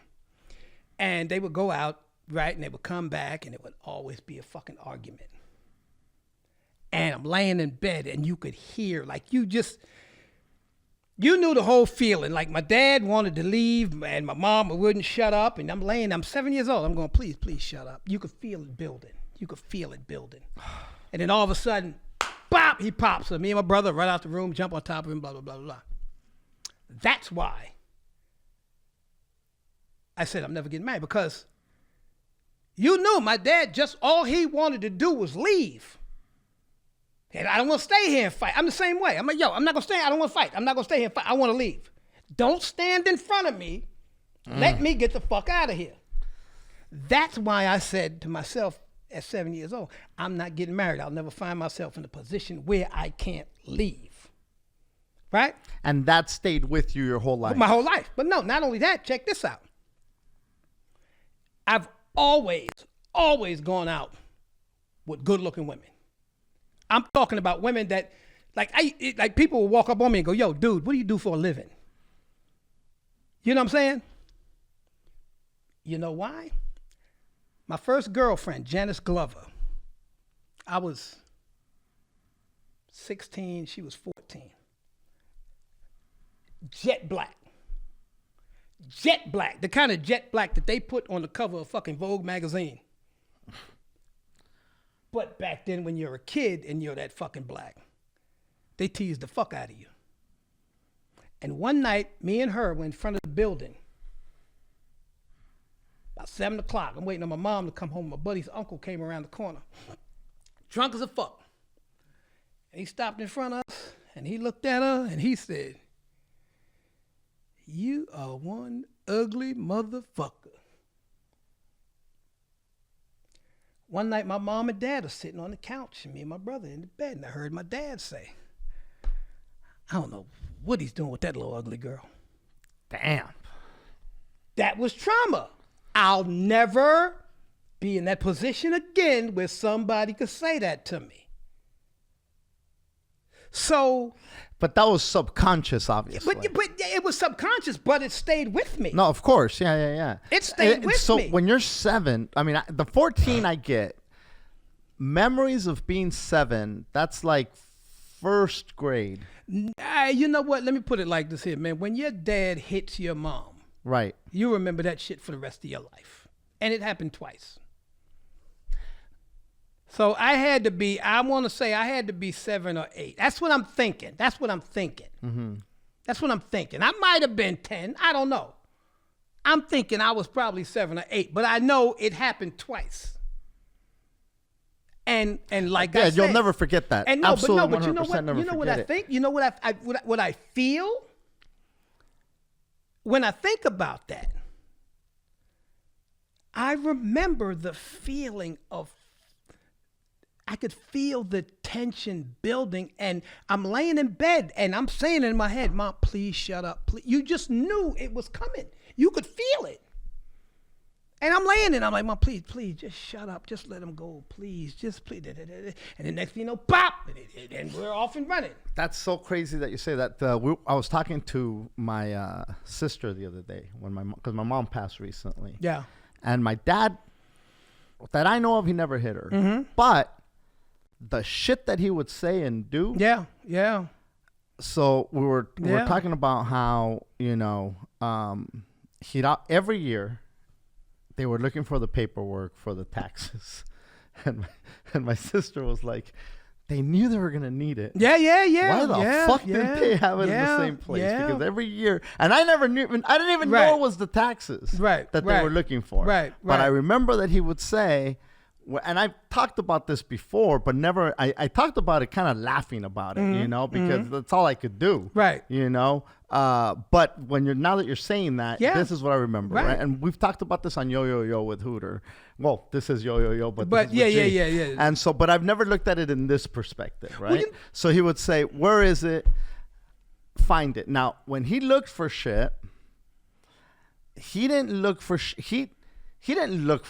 Right. He just threw shit around. Right. So he'd be like, did you find it? No, I didn't find it. He'd go to every cupboard, start throwing spoons. Where this thing has no business being. Right. He'd go to the drawers, start throwing clothes out. Right. Like the house would be, it looked like a tornado went through this motherfucker, So when he'd leave and he'd say, hey, find this. Yeah. And then all day, me and my sister were, did you find the thing? No, I didn't find the thing. Yeah. Like, motherfucker, you better find the thing. Because this lunatic is going to show up and start throwing all our shit around too. Right. Everybody's shit got thrown around. Right. And like I said, it wasn't just going to be where it could possibly be. Yeah. No. Let's just throw all the shit away. And fucking, when you got 7 motherfuckers living in a 2-bedroom, that's a lot of shit to get thrown around. Yeah, but you know what? Check this out. And like I said earlier, that's one of the questions that get answered when you put your head on your pillow and you ask yourself, why? No, how did I become the man I've become? Well, I don't know. How did that make me a model?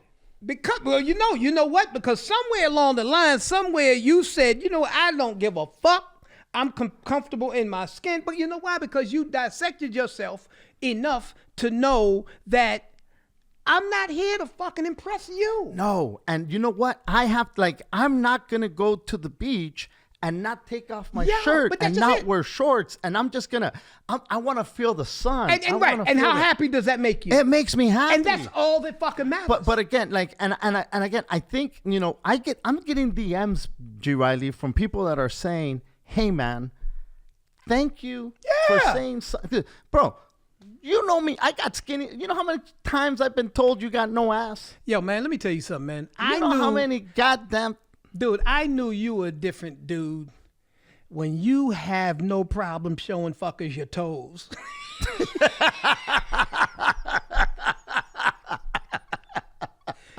I'm like, that man doesn't give a fuck. That's a happy man right there. Oh my God. But do you know how long it took me to get to the point where I was so embarrassed? Dude, I had this girl one time said, oh my God, it looks like an animal paw. Right. Yeah, see, and you know what though? And she didn't, she was just dumb, right? Or not dumb, just inexperienced. But holy fuck, I was like, oh my God. And Dude, I don't know what the fuck happened to but I got that fat fucking toe. But you know what though? But the thing is, that's just it, man. People get programmed to give a fuck. Like, yo, man, I don't give a fuck what you think. The shit that I made it through to get to where I am now, I don't give, like, people are so fucking backwards thinking. Like, when I'll tell somebody my age and they'll be like, ah, fuck, you old motherfucker, motherfucker, you said that like it's a bad thing. You don't even know if you have the knowledge to make it to my age, let alone the shit that I went through to make it to my age. A lot of dumb dead motherfuckers. That's right. But motherfucker, like, some of the dumbest shit ever uttered out of somebody's mouth is, oh, shut up, old man. What do you know? That's the dumbest shit ever said. Yeah.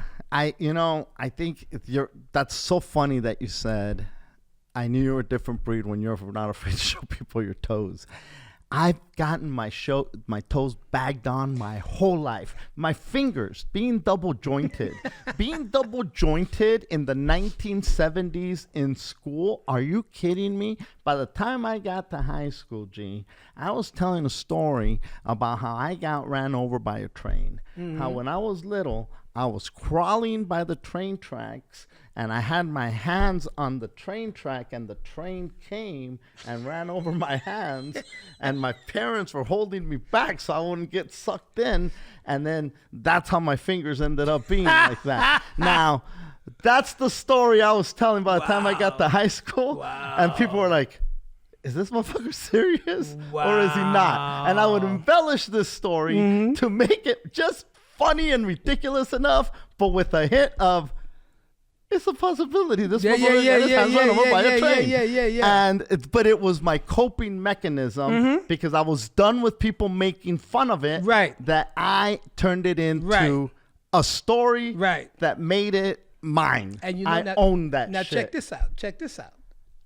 To take this whole thing full circle, when we started this podcast tonight, right? When we were talking about the civil rights museums and what they used to do to us, that's why, like, they didn't even know that they were putting on our coat of armor. Because everything that you've been through being Mexican, growing up just with your toes and your fingers and people talking about you, no. But then the white folks doing what they do, right? They're putting a coat of armor on you to the point where you're like, now that shit bounces off of you.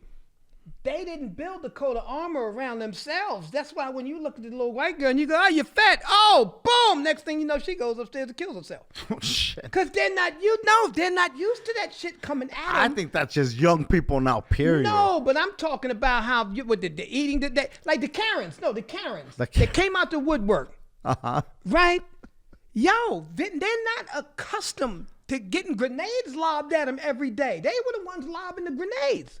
And while they were lobbing the grenades, we were the ones building the cover. So I was riding, one day I was riding across the parking lot down in the Marina Del Rey. I'm riding, and the dude, I'm going this way, and the dude's coming this way. He's on a bike, and he had a flyer. I think he had to be a meth head or something like that. And he tried to hand me the flyer, and I'm like, nah, I'm good. I don't want that. And he turned around, what, nigger? Blah, blah, blah, blah. Yo, he went off. He went off. And I looked at him, and I said, is that all you got? Is that all you got? Like, come on, man. Come on. Challenge yourself, bro. It's 400 Write years, new material. Man. 400 years, and you still, come on. Even, we took the word. We be, yo, what up, nigga? Yeah. Them is still nigga. Put some clothes on it.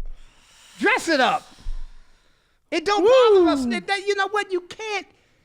Like, you threw this shit at us 400 years. You think it's still gonna bother us? Yeah, no. I think at my age, to hurt my feelings. That's right. Over my appearance. That's right. First of all, and here's the thing. Like I said, people working for a summer body. This is my summer body. Yo, man. With the body you have right now. I mean, look. You should always strive to be healthy. 100%. The older you get, you know what you kept telling me. Keep moving. That's right. Just keep moving. As long as you keep moving.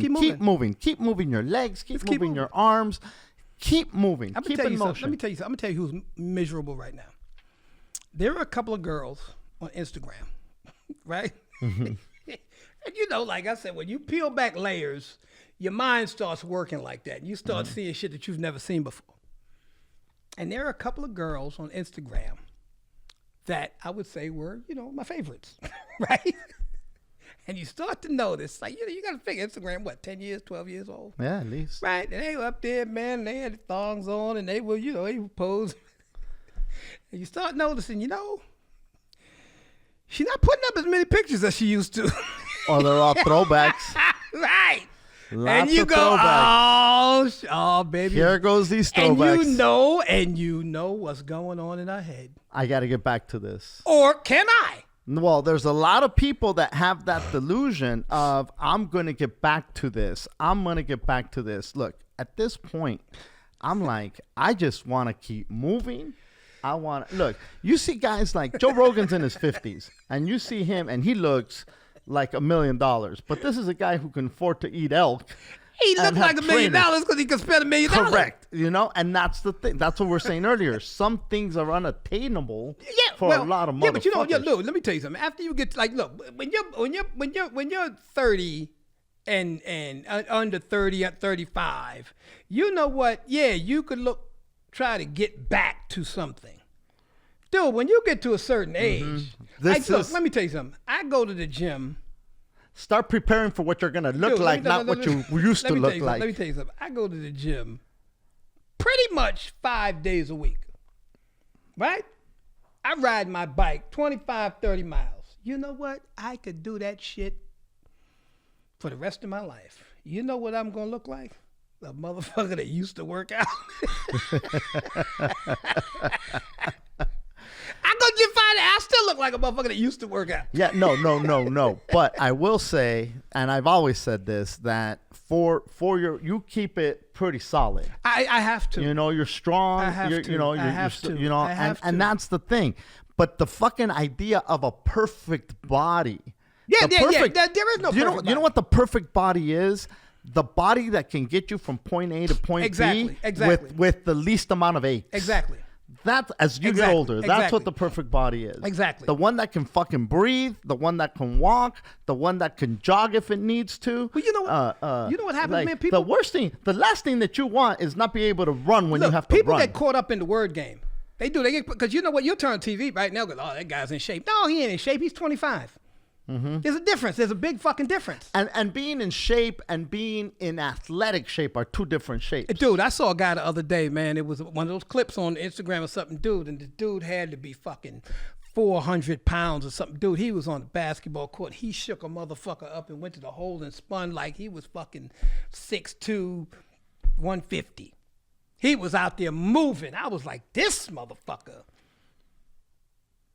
And the key is, you know what? He never stopped. Yeah. He never stopped. Don't stop. Keep fucking moving, man. Yeah, no, and that's the thing. So anyway, that's what Bopo is. That for me, that's what the fuck it means. And it started off a few years ago as a joke, but now I feel like, hey man, I am a model for that regular motherfucker. That's right, man. You go out to the beach, man. And you know what, man? That's the thing, man. When people see you being you, they like that. That's attractive. I mean, look at Chiki. She's all in love. Yeah. Yeah. And I also want to say congratulations to Fluffy. They added another goddamn show at Dodger Stadium. Oh, man, that is so fucking awesome. That's crazy. That's like, I can't even put it into words what that means. Let me tell you something. And I can't emphasize this enough, because we started this at the same time. Mm-hmm. We started at the same time, right? And I mean, there are shows that, man, that we have fucking forgotten. I'm talking about totally forgotten. We've forgotten more than we remember, yes. Right. And because of the gradual growth, you tend to think about how you got here, what you went through to get here, but you're here. Right? So I'm sitting up in Reno night before last, 3 nights ago. My stepdaughter, her boyfriend, the baby, Monica, we're just sitting there, man. I got my fucking pajama bottoms on, a t-shirt, tank top. I'm sitting there looking like, fucking Reno couch guy. Mm-hmm. And Fluff texts me. Hey, G, hope you're well. I just want to know if you wanted to do the show on the 6th at Dodger Stadium. Right. And my daughter's boyfriend, right? He looked, because I said something, I was talking to Monica, and I said something about you. Mm-hmm. And he turned and he looked, he said, it's just so fucking crazy, man. It's so fucking crazy. I grew up, man, watching you guys on TV and listening to you guys, and now here you are sitting in the living room talking about Martine. And he had just said that. And then I get the text, right? And you know, I started laughing. Right? And once again, you know, I went down that rabbit hole. And you say to yourself, you know, you've made it to the point that you're sitting home in your fucking drawers with family around, just not doing shit. And you get a call, a text from one of the biggest comics in the world saying, do you want to do Dodger Stadium? Fucking mind-blowing. It's mind-blowing when you think about how far you've come. Yeah. I was when I was at the in the belly room the other day for George's show, a few comics came up and they're like, bro, you're doing Dodger Stadium? Yeah. No, are you gonna do Dodger Stadium? I said, yeah, I'll be at Dodger Stadium. And they're like, bro, you're doing Dodger Stadium. Like, yeah, that's like, it's you know, to be the opening act. Yeah. For a show of that magnitude is almost like. No, let me put things in perspective for you. Mm-hmm. You are going to be the first comic to do Dodger Stadium.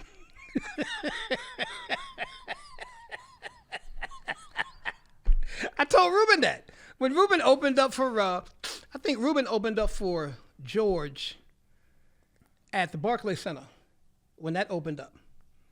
And everybody was like, yeah, George, first comic to do the Barclays Center. I was like, no, it was Ruben Paul. God damn. You know. Yeah, just blew your mind again, huh? You know, it's one of those things, G, just the idea of performing there in Los Angeles at Dodger Stadium. Yeah.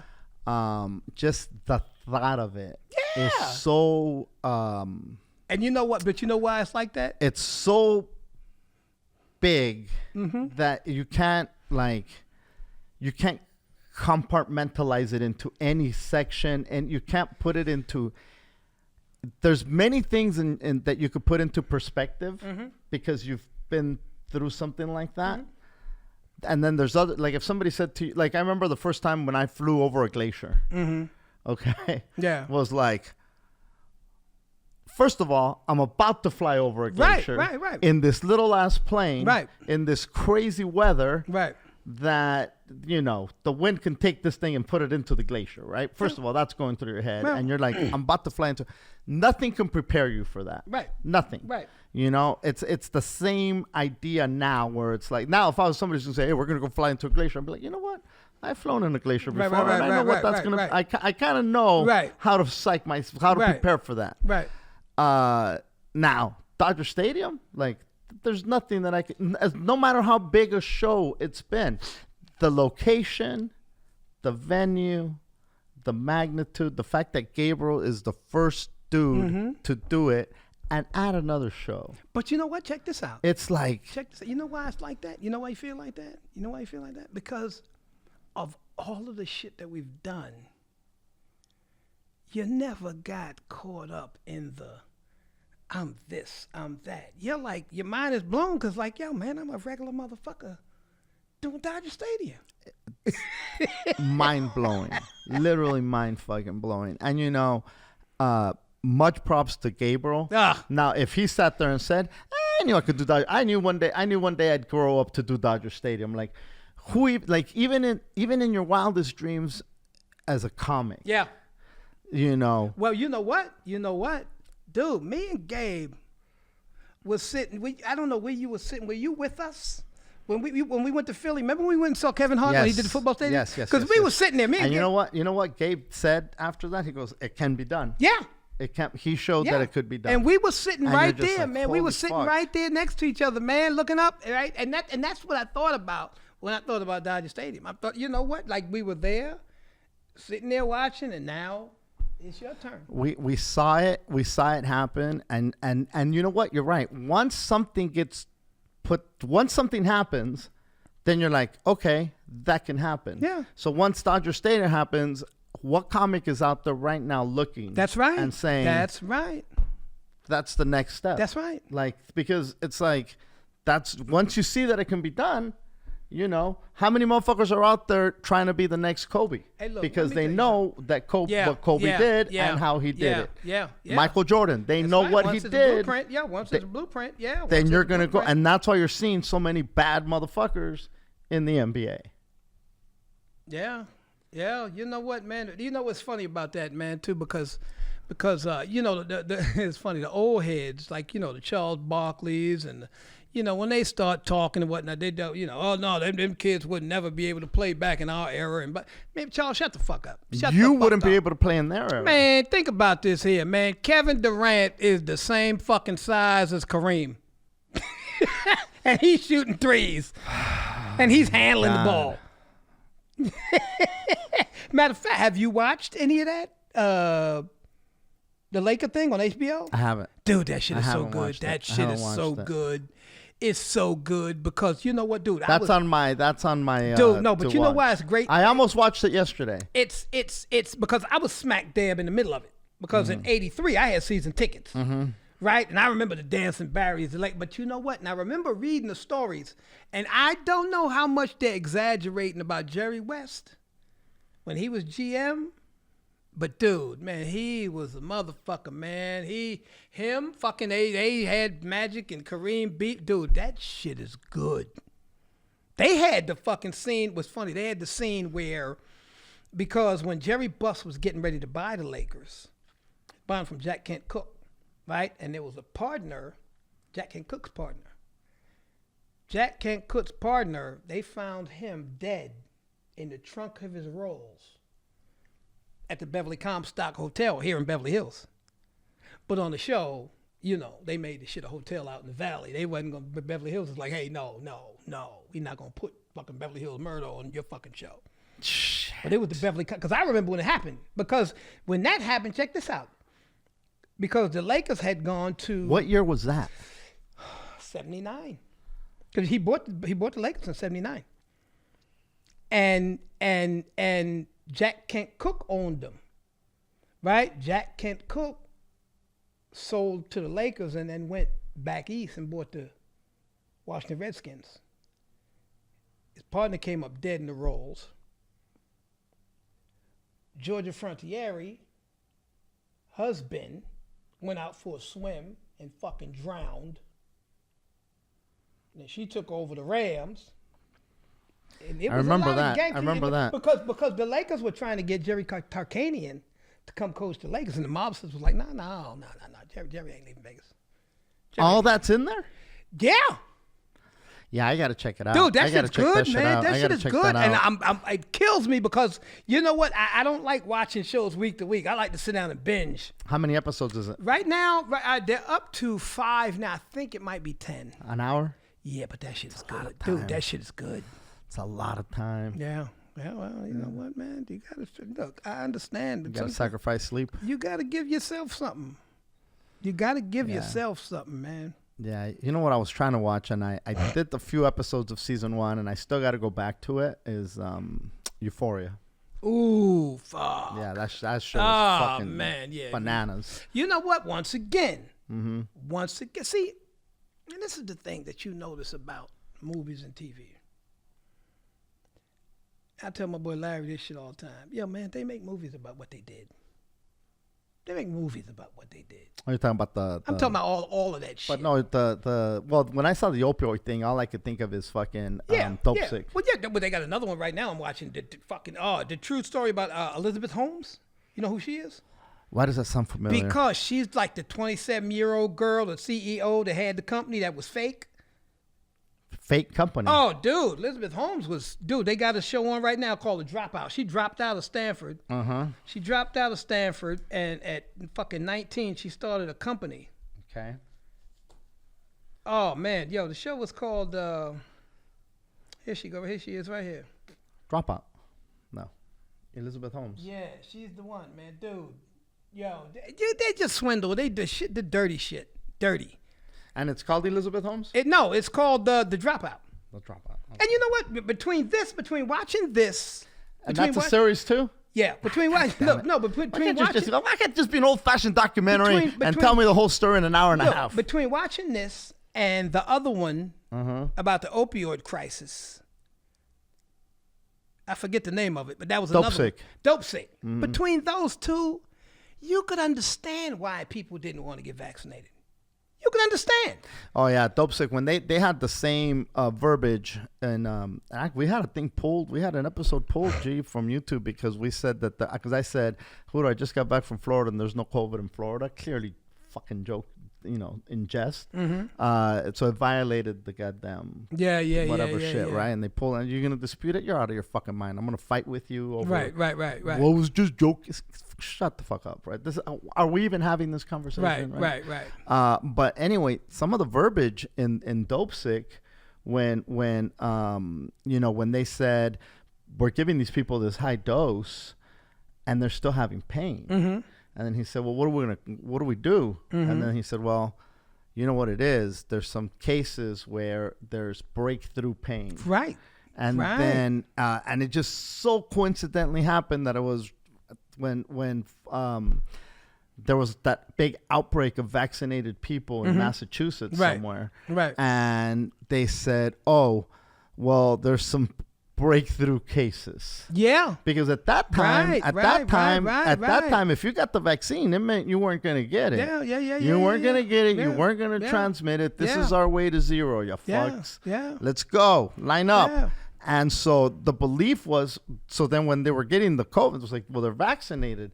Breakthrough cases. Mm-hmm. I'm like, how are we using the same verbiage here? And I'm not trying to get all conspiracy theory on it. But no, you know what it is? We're talking about pharmaceutical companies using the same term when something isn't working, but we still need more of it. Right. But you know what, dude? That's why. And I'm vaccinated. No, but but that's why why those lawyers cost so fucking much. Because they come in and they work on the verbiage and they will flip it like this girl right here.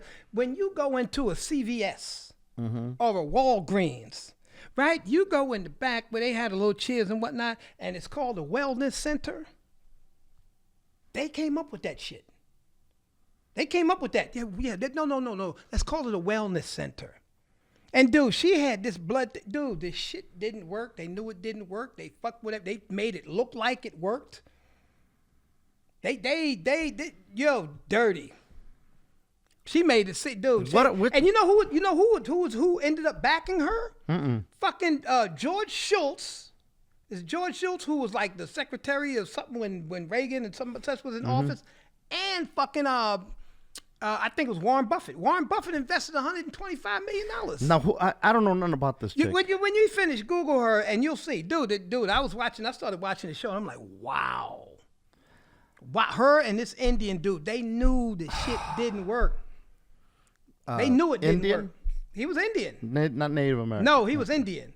And she met him. He was like, I don't know. He said Indian, not savage. He might. When she met him, I think she was like 19 and he was 40.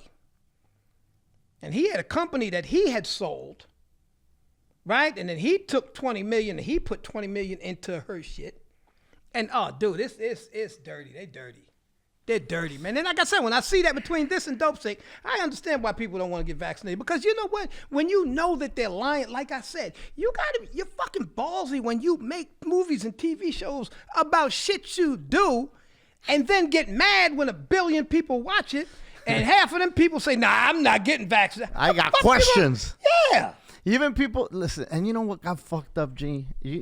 What got fucked up was even people that they weren't saying fuck the vaccine. Mm-hmm. They were just saying, I got questions. Questions. Right, exactly. Hey, what do you mean you got questions, you motherfucker? That's the worst thing you could have in this country. What's that? Questions.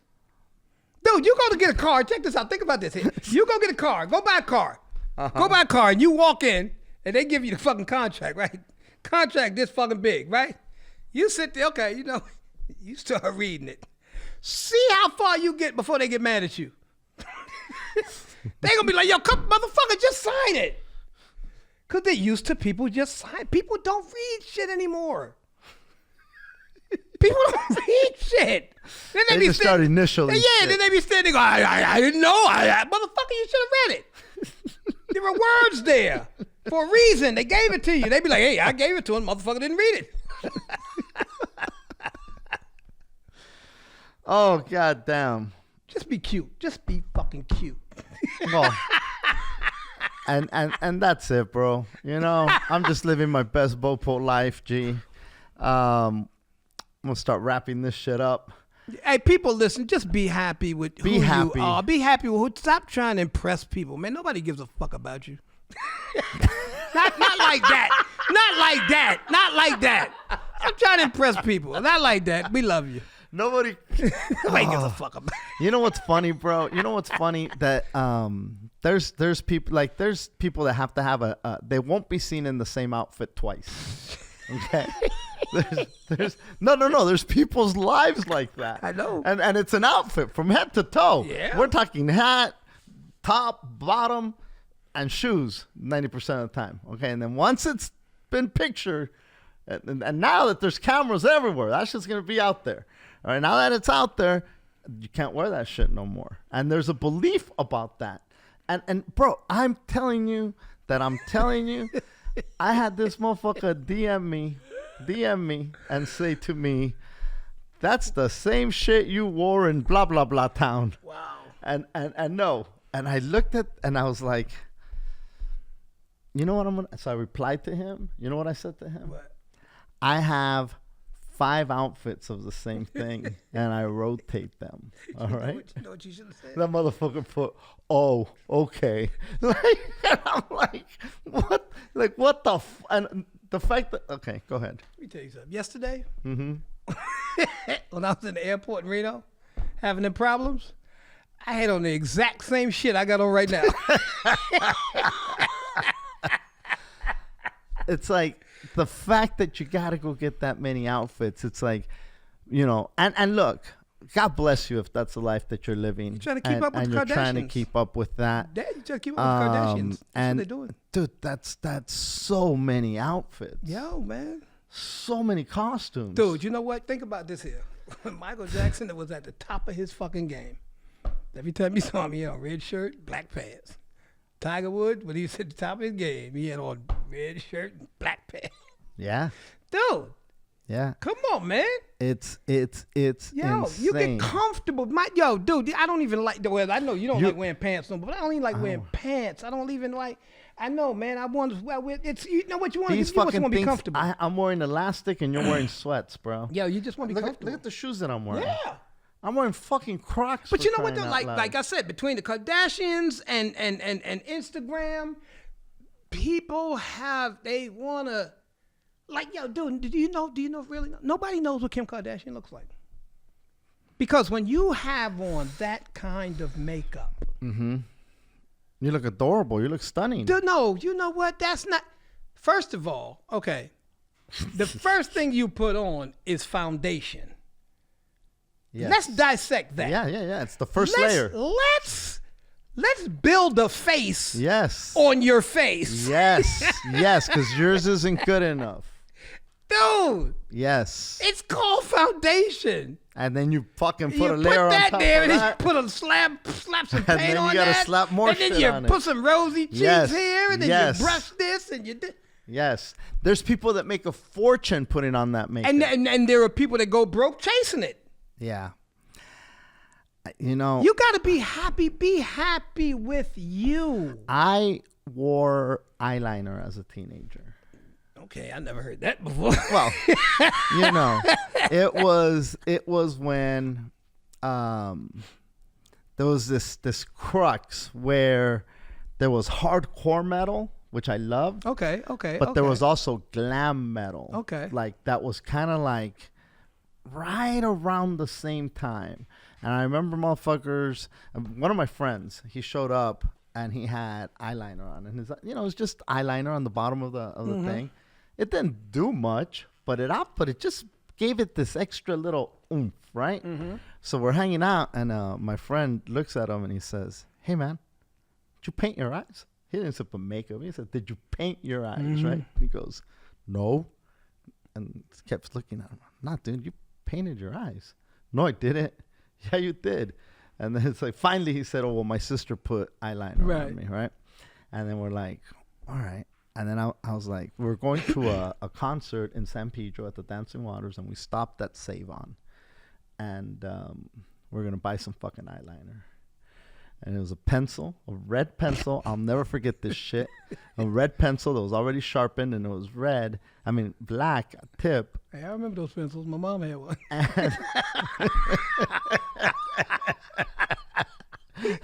And you light it. You lit it. You lit it so it could get hot. Yeah. And so we lit it with the lighter, and then we put fucking eyeliner in our eyes and went to the concert, right? Because that's just funny. No. These dudes were doing. They were doing full makeup. All we were doing was eyeliner. Right. We just wanted to keep up. Just a tip. and back then, you know. Back then, it's like you didn't want to do things that people might think you were gay. Right. Dude, in the 80s, are you kidding? Yeah, people, it's very now people are way more accepting. Oh yeah, dude. But back then, you were getting your ass kicked. Right. It was horrible. Right. It was for the LGBTQ community, it was horrible back then. Actually, it wasn't even LGBT back then. No. You were just gay. You were just gay. gay. No, you was a fag back then. Yeah. And so they, I remember we were gonna go pay, but nobody wanted to pay. It's like, well, you go buy it. Nah, you go buy it. Like now, you know, people are like, I don't know if I want to go buy my latest tampons. I'm going to buy tampons. Right, exactly. I don't give a fuck, That's right? That's the point you get where you get. Now, back then, however, you know, I didn't want to be the guy buying eyeliner. Right. Nobody wanted to be the fucking guy buying eyeliner, right? So we decide, fuck it, let's all go. And we all went, right? And then they're scanning shit. We go to the line. And the fucking thing says, eyeliner, 99 cents. It's speaking, right? And we're like, everybody's just looking at each other, like, who's going to bring out the money to pay? Dude, it was funny. That's how programmed we were to think how bad that was, right? Yeah. But so I put on eyeliner at one time in my life, but the idea of putting on a full thing, I've had makeup on for different shoots and things. Right. And I've had woman makeup on for some video that we did. And bro, like I'd forget and I'd start scratching. And I'd start touching. And I'm like, wait a minute. Like when you have this on, it's not like you have free reign. It's not like you can just do this shit. Right, exactly. You can't even fucking... you can't... Shit, ask Rudy Giuliani. You can't even start sweating. Dude, your hair can't get up in there because it gets stuck in the makeup and shit. And I'm like, oh my God, no, I couldn't. There's no way in the world. You want to hear something funny? I can do that. Back when I was bald, I had 2 earrings, right? I had 2 nice diamond studs. And had no fucking problem with it, right? One day, I was in the fucking mirror, and I'm just doing this. And I'm like, motherfucker, you're doing too much. I was putting on, I was like, and I was doing it, trying to find a hole, and I'm like, you're doing too much. You're doing too much. You're doing too fucking much. It was that simple. So I started talking about an imperfect body, right? I got one big nipple, right? And I started talking about the big nipple on stage, right?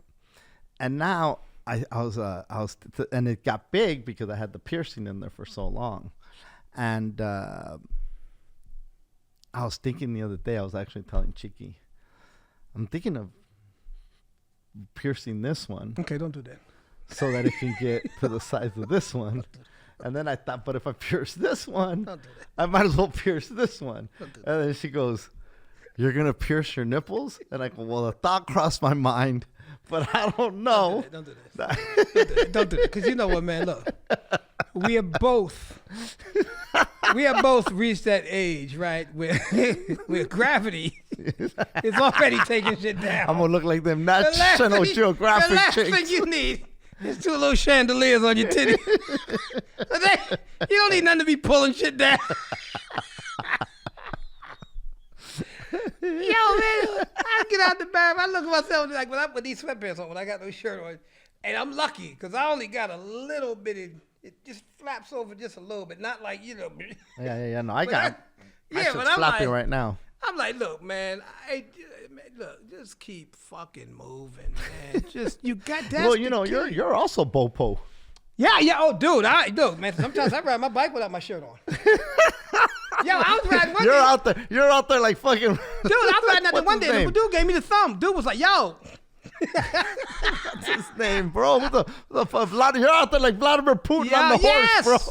Yo, man, I don't look, man. Look. I am fucking happy. You're out there being Comrade Riley. I'm not gonna let you fuck with my happiness. Yeah. You know what I'm saying? Like, dude, I swear to God, man, I appreciate every fucking day. Like the other day, I'm standing in that fucking field and I'm looking at the mountains with the snow on it. Yep. And just it was like when what's the show where the girl's on top of the mountain doing this shit here and the camera's following her around. It was like I'm out there with the dog, and then I come home. You're doing a Subaru commercial. I come home and I'm at the beach. I'm like, come on, man. As soon as I get on the sand, my shirt comes off. My shirt comes off. And the sun hits. You know what? Think about this, man. I started fucking around and getting a farmer tan because I hadn't taken off my shirt. I'm like, why am I not taking off my shirt? But no, think about this, man. Everywhere we go, it'll be a nice pool, be a nice beach or whatever. And we got the beach right fucking here. Yeah. In fucking walking distance. Yeah. In walking distance. You live at a vacation spot. Bro, I love walking on the sand with no shirt on, talking to strangers. Dude, it's the best. That's it. It's the fucking best. The simple shit. I could get on my bike, I do an edible, and I put on my AirPods, and I get on my bike, and I can ride forever. Yeah. It's the best, man. It's fucking beautiful. Thank you for coming in, G. Hey, man. Sorry about your ordeal at the airport. Thank you man? for filling in for Hooter. Hey, you know what, man? Think about this here, man. So who's not feeling well? He's not feeling well? Yeah, no, he's got the same shit Mateito had. Throwing up in the runs. Really? Some stomach virus. Okay, yeah, I'm just thinking it's a hell of a fucking coincidence that he had that shit on championship night. That's what I told him too. I go, you want to watch the game, huh, motherfucker? Yeah, Mom, I don't want to go to school today. I got a stomach ache. Damn. Yeah, he's somewhere watching that fucking game, man. You know who won, right? I don't. I think Kansas won, probably. Yeah. Ah, wow. Yeah. Hey, look, man, dude, anytime, man. You know I love this shit, man. I come and see you guys, and we always got shit to talk about. Bro, I love hanging out with you. I love talking with you. This would have been a typical conversation with us exactly, anyway. Exactly. You know what, man? I thought about that the other day, man. When I went home, man. Like, there are only a handful, not even a handful of people that I could sit back and talk with like this. You know what I'm saying? Because once again, like we say, there's so much fucking bullshit flying around. And then you scare people, and then they put you on the no-fly list. You know what happens? You know what happens, man? You get to a point where people try to impress you. You don't need to impress me, man. You don't need to, I'm not that guy. You don't need to impress me, man. Just be you, man. We're fine. You know what impresses you? I get impressed by people that don't try to impress me. My toes. They're very impressive. Those? Them fucking... Dude. Yo, man. Hey, look. When they talk about confidence, they be looking for the wrong thing, man. If anybody saw your toes, they'd be like, that's a confident motherfucker right there. Getting a pedicure. That poor lady. Remember that time? She charges extra, bro. No. I got a Bopo toe. Chiki, I got a Bopo toe. Chiki, check this out. I don't know if he ever told you this. I think we were in Pittsburgh. And we're in the mall, right? We walk around the mall. And they had a little pedicure joint. And so we decided to go in, right? And we walk in. It was me, Martine, Tony, and Ivan. And we're in Pittsburgh, right? And you see a black dude, 3 Mexicans walk in to get pedicures. Right? Oh, I remember this shit. Yeah, and the people were looking at us, and you could tell they were intimidated. And the women that worked, and they little Filipino women, they were all speaking Filipino, right? And we went. I don't know if they could have been any other Asian. They might have been, but it was a long time ago. I'm gonna go out on a limb. I've been to the Philippines. They were Filipino. Okay, they were Filipino. I've been there. So they're speaking they're speaking in their language, right? And we're looking at the menu, and everybody's like, well, okay, let me get the basic. Or, yeah, I get the basic too. I get the basic. Then somebody said, give me the deluxe. And when they said, give me the deluxe, everybody else was like, well, you know what? Give me the deluxe too. Give me the deluxe too. When we said that, they started speaking English. They stopped doing what they were doing, went in the back, came out with these trays that had like fruit rind, like they were rubbing your fucking legs with orange peels. There was a white woman over there getting her hair done. She came around with a camera and said, oh my God, you four big guys getting pedicures. Can I get a camera? I swear, it was like a fucking TV show. That shit was funny. The minute we got the deluxe, they went from these motherfuckers to... The only thing missing was confetti didn't start falling out the ceiling.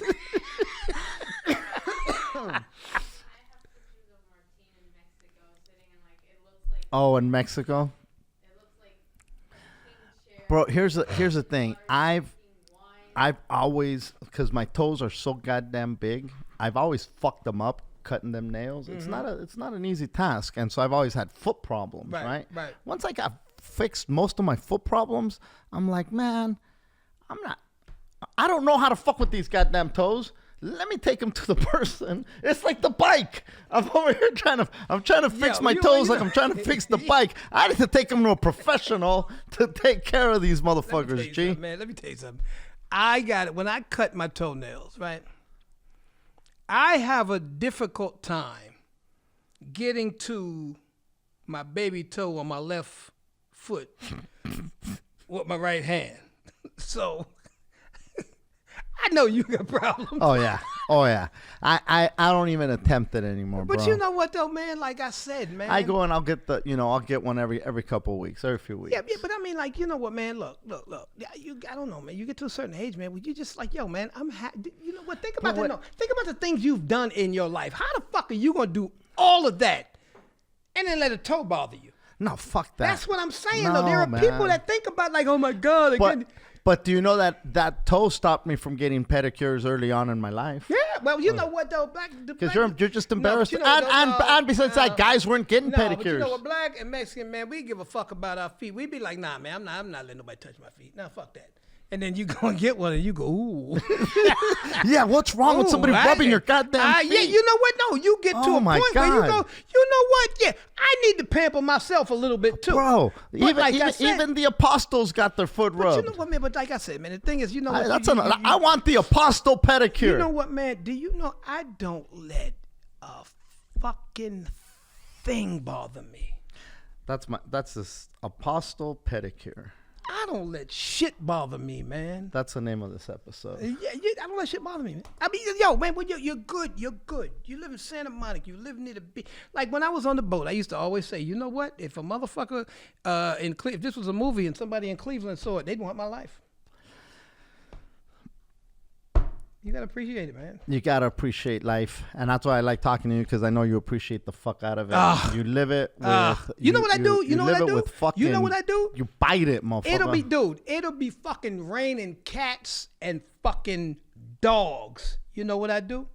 I'll put on my jacket, my rain jacket, and my fucking hat, and I go down to the beach, and I'll stand there on the fucking pier. And I just look around at the beach where nobody is at. It might be me and another person. Lieutenant Dan. And I appreciate it. I read a book years ago. The book was called Weekend at Maury's. And I forget the writer's name. He's a big-time writer. And he went back to his mentor. His mentor was dying, had a disease that was killing him from the inside. You know, and the mentor told him some shit. He told him, it always stuck with me. He said, taste your life like you taste your food. You know? And taste your life like you taste your food. Like, you know what? People go to the beach when the sun is out, when it's raining. No, we ain't going to the beach. I go down there, man, and I'll look at the fucking clouds, because it's beautiful. You have these different formations, and it's just, dude, I got a picture. I'm going to show you this picture later on. You're going to love it. It's like with the snow. That's right. And I told you, I never thought I'd say the snow is gorgeous. Yeah, well, but you lived in ice. Yeah, I guess it's like... But when you see snow, it looks beautiful. Yeah. Oh, dude. It looks gorgeous. It's snow is fucking beautiful. You catch it the first day down, Right. But once it sits there for a while and it gets icy when and it gets they dirty. don't show that part on TV. They don't show that part on TV. Shit. That's not the white Christmas. The snow in the mountains. The snow in the mountains. When we were in France, it was gorgeous to look at. Yeah. We were freezing. Yeah. But I just wanted to Yeah. stand there and Yeah. It's you'll put up with cold. You know- You'll put up with hot if it's something beautiful. You know what? Let me tell you something. When I was in the Navy, when I was in the Philippines, right, the ship, the back of the ship was facing this. There was a hill. And I swear to God, I've never seen this before. But standing there with the naked eye, looking at this hill, it looked like you were looking at a painting. It was that beautiful. You know, and like I said, I'll show you from the picture. I got a picture of the beach one day. It was foggy, and it was just one person standing there, and you could just see them in the fog. And dude, it's this. I've gone out there early in the morning when it's really overcast and cloudy. Yeah. And I'll go out there. And one time I went, and I'm like, it's not gonna rain. And sure as shit, it started raining. It started pouring when I was out there. And it caught a bunch of people. Yeah. Out there. And I remember just like I didn't go try to get under one of the That's right. things. That's I just right. kept walking in That's it. right. That's right. And I just took off my glasses because Exactly. Then you can't see nothing. But there wasn't anything wrong walking in the rain. But that's the thing. Why is it wrong? Why people run? Because they don't want to get wet. They don't want to get wet. To get wet because you know what? If I get wet, my hair is gonna come down. Well, face, yeah. Dude. Now, for Mexicans, I will say that they told you that if you get wet when it's raining, or even if you go outside with wet hair, you're gonna get sick. Well, yeah, you heard that too. We heard that. We heard that growing up. Wet hair, so I think that's a big reason why people have this ingrained paranoia about getting wet. They don't want to get sick. They were programmed with it, and I think it's one of them things. Just like that's all those subconscious things that stick with you. Yeah, not only that, rain is uncomfortable. Yes, it's not. It's uncomfortable. You know what I'm saying? You got rain that comes down. You got rain that comes. The wind blows it this way. It's uncomfortable. Motherfucker. We had sideways rain. Yeah, dude. If it's coming straight down, it's fine. But if that shit's blowing in your face, right now when you were caught up talking about beauty and all that other stuff, all I kept thinking was like. When you were talking about you're out there in the rain and it's raining, it's just one more motherfucker out there. I'm like, if this would have been Hooter, when I said Lieutenant Dan, he would have fucking lost it and we would have gotten into a Lieutenant Dan tangent. And that's what kept going through my fucking head. Hooter would have been, oh my God, Lieutenant, because he loves Forrest Gump. And when you were talking about being out there in the rain with only one more motherfucker and that picture of Lieutenant Dan, I'm like, Hooter would have ran with Lieutenant Dan like a motherfucker. And I'm like, he's not shaking. He's finishing his goddamn thought. This motherfucker's like, I got a thought to say, motherfucker. I'm at the beach and it's raining and it's foggy and it's fucking, dude, I've been there in the rain. I love it in the rain. I love it in the sun. I just love the fucking ocean. I told you my dad's in there, right? And where? And his remains are in the ocean. Yeah, he's with my mom. Your mom's in the ocean? Yeah. Yeah, I took my mom Ashes down there one day because my mom loved the beach, man. What beach? Santa Monica. Really? Mm-hmm. No, I'm sorry, Venice. Where at? Off the pier. It was right off the pier. It was right off the, matter of fact, I pulled them out from the pier. This was, I don't know, 5, 6 years So ago. before the pier, there's this area that has like these rocks. There's a bunch of rocks right there. You probably know what I'm talking about. Okay, so those this is rocks. The pier on Washington. Yes. Yeah. So if you're coming from Santa Monica, before you get to the pier, there's an area with some rocks. Yeah. So those rocks right there, when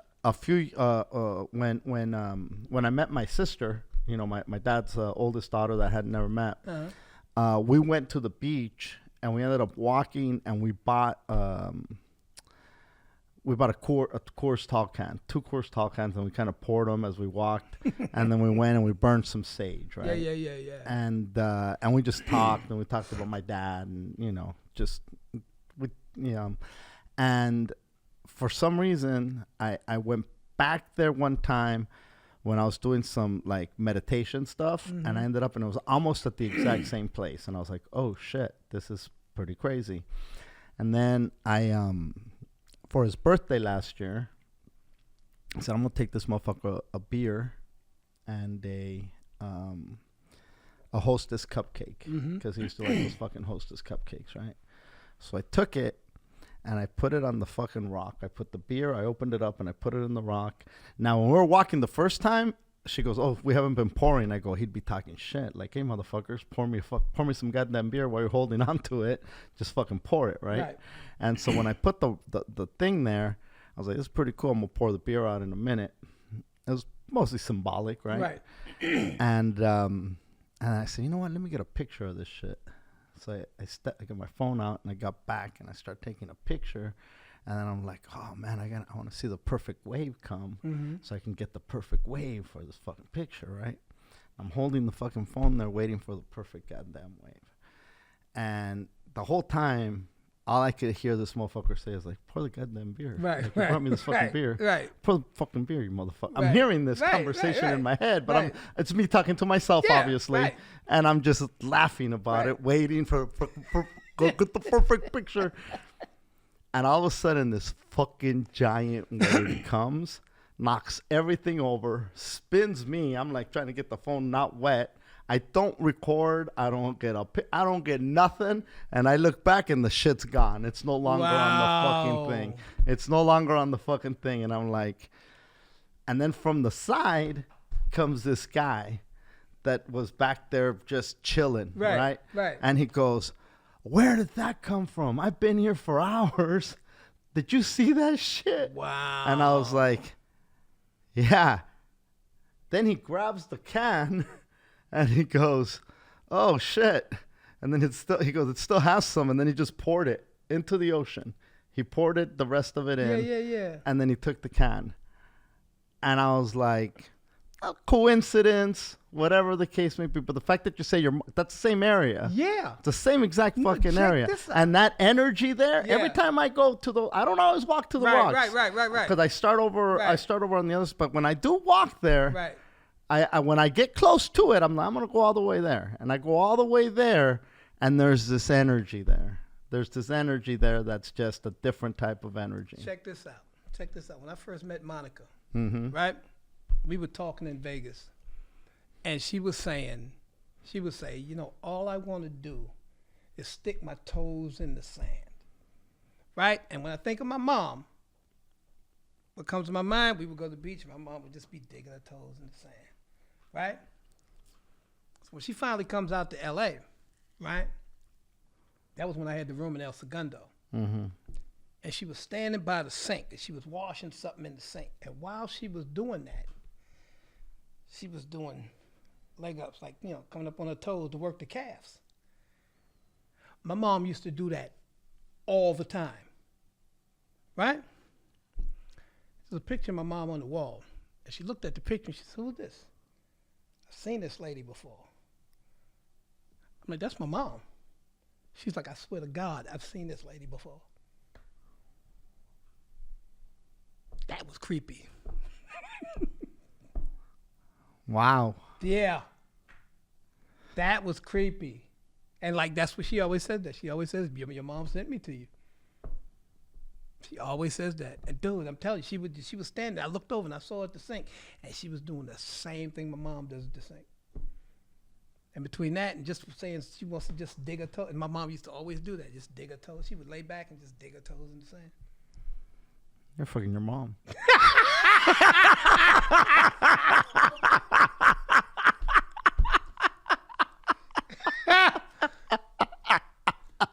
That's funny. Oh shit.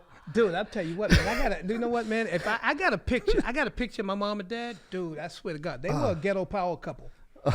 No, they were ghetto fucking dude. If I show you this picture, you would think it's fucking Hollywood. Yo, they look good. My dad got on the suit with the bow tie. My mom is dressed up. Yo, man. That's not ghetto. Dude, it was Harlem in the fucking 60s. Ghetto. No, but I mean, dude, they would, you know what, man, my mother and father were two bad motherfuckers. They were. And I didn't, like when my mom died, dude, people came out of the fucking woodwork. Whenever I post a picture of my mother on Facebook, everybody talks about what kind of impact she had on their life. when my dad died and I went to the memorial, dude, I was like, okay, that's why nobody fucked with us. Wow. Yeah. I had no idea. My dad grew up 2 blocks from me. He grew up 2 blocks from me. So I was born in 1959. My dad was born 2 blocks from me in Harlem in 1927. Wow. So this Harlem running through, and my dad, my dumb ass. What year was your dad born? I think my dad was born in like 1927. So that kid that was here right now, his grandfather? Huh? His grandfather was born in 1920. Yeah. He's still alive. He's going to be 101. Okay. Would you want that? He says he still has it together. No, but I mean, you know what? It's one thing having it together. But like, you know what? I sat up with Joey Medina's girl, her grandmother. Mm-hmm. Met this woman, nice. When I met her, I thought, God, ain't no way in the world she like black people. No way in the world. No way in the world. You were born in Iowa back in 1900. No fucking way in the world. No. That's a real statement. Right. You know what? Yeah. She was the coolest. I had so much fun with that woman. I loved her. I fell in love with that woman. Right? She was 94 years old. And one day, we were getting ready to do something, and I was waiting on, I think me and Joey were waiting on Liz. We were sitting at the table with Grandma, and I was on my phone, Joey was on her phone, and she was doing the crossword puzzle. Right? All of your friends are gone. You're out of everybody's demographic. And everybody has to check on you. So... yeah. Do you want that? You know what I'm saying? Yeah, no. It's not about life. Like my dad used to always say, like it's quality. Not about life, it's about quality of life. Quality of life, absolutely. You know what I'm saying? And I'm gonna tell you what scares me. It stays in my head like it was fucking yesterday. I was working at UCLA and I'm driving to work and I was listening to sports radio or something and they were interviewing Jim Brown. Mm-hmm. And Jim Brown said, I wouldn't wish 80 on anybody. And that shit stayed with me. And you know what? No, but wait. I mean, think about. I know what you're gonna say. No, I know what you're gonna say. And what I was getting ready to say is that might be where I came with the just keep moving thing. Mm-hmm. When he said that, because I know what you were gonna say. Well, come on, he played football when football was football. Right. Right. We know his body was racked with shit. But it still made me think. Because, I mean, even without your body, first of all, you know what? To get to 80 and not have any medical conditions is a fucking blessing. You know what I'm saying? It's one thing to get to 80 and you're cool, but you got to go to the doctor every fucking week because of something. Like I say this all the time, man. People spend so much time busting their ass so that they will be financially ready. Mm-hmm. And they don't do shit so they'll be physically ready. Yeah, no, I don't know that I'd want to get to 100 and not be ambulatory. Like, not be able to walk. Not to mention the fact you're 100 years old and somebody looks at you and goes, shut up, old man. What do you know?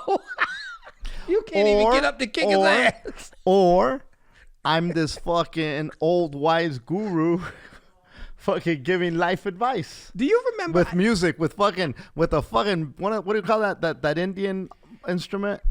The flute? No. I forgot what it's called. But anyway, it's like like some guru shit, right? And then they just fucking stop playing in the back. Victor Valena could find one of those instruments and just play that shit, and I just sit there and fucking smoke 100-year-old weed. Yeah. If do you remember? I don't know if you knew him. Did you know Old Man Ron at the beach? He was in White Man Can't Jump. Old skinny dude, had the gray hair. Everybody knew him. Ron was famous worldwide, just simply from the beach, right? And I've known Ron for a million fucking years, right? And Ron was old when I met him. Mm-hmm.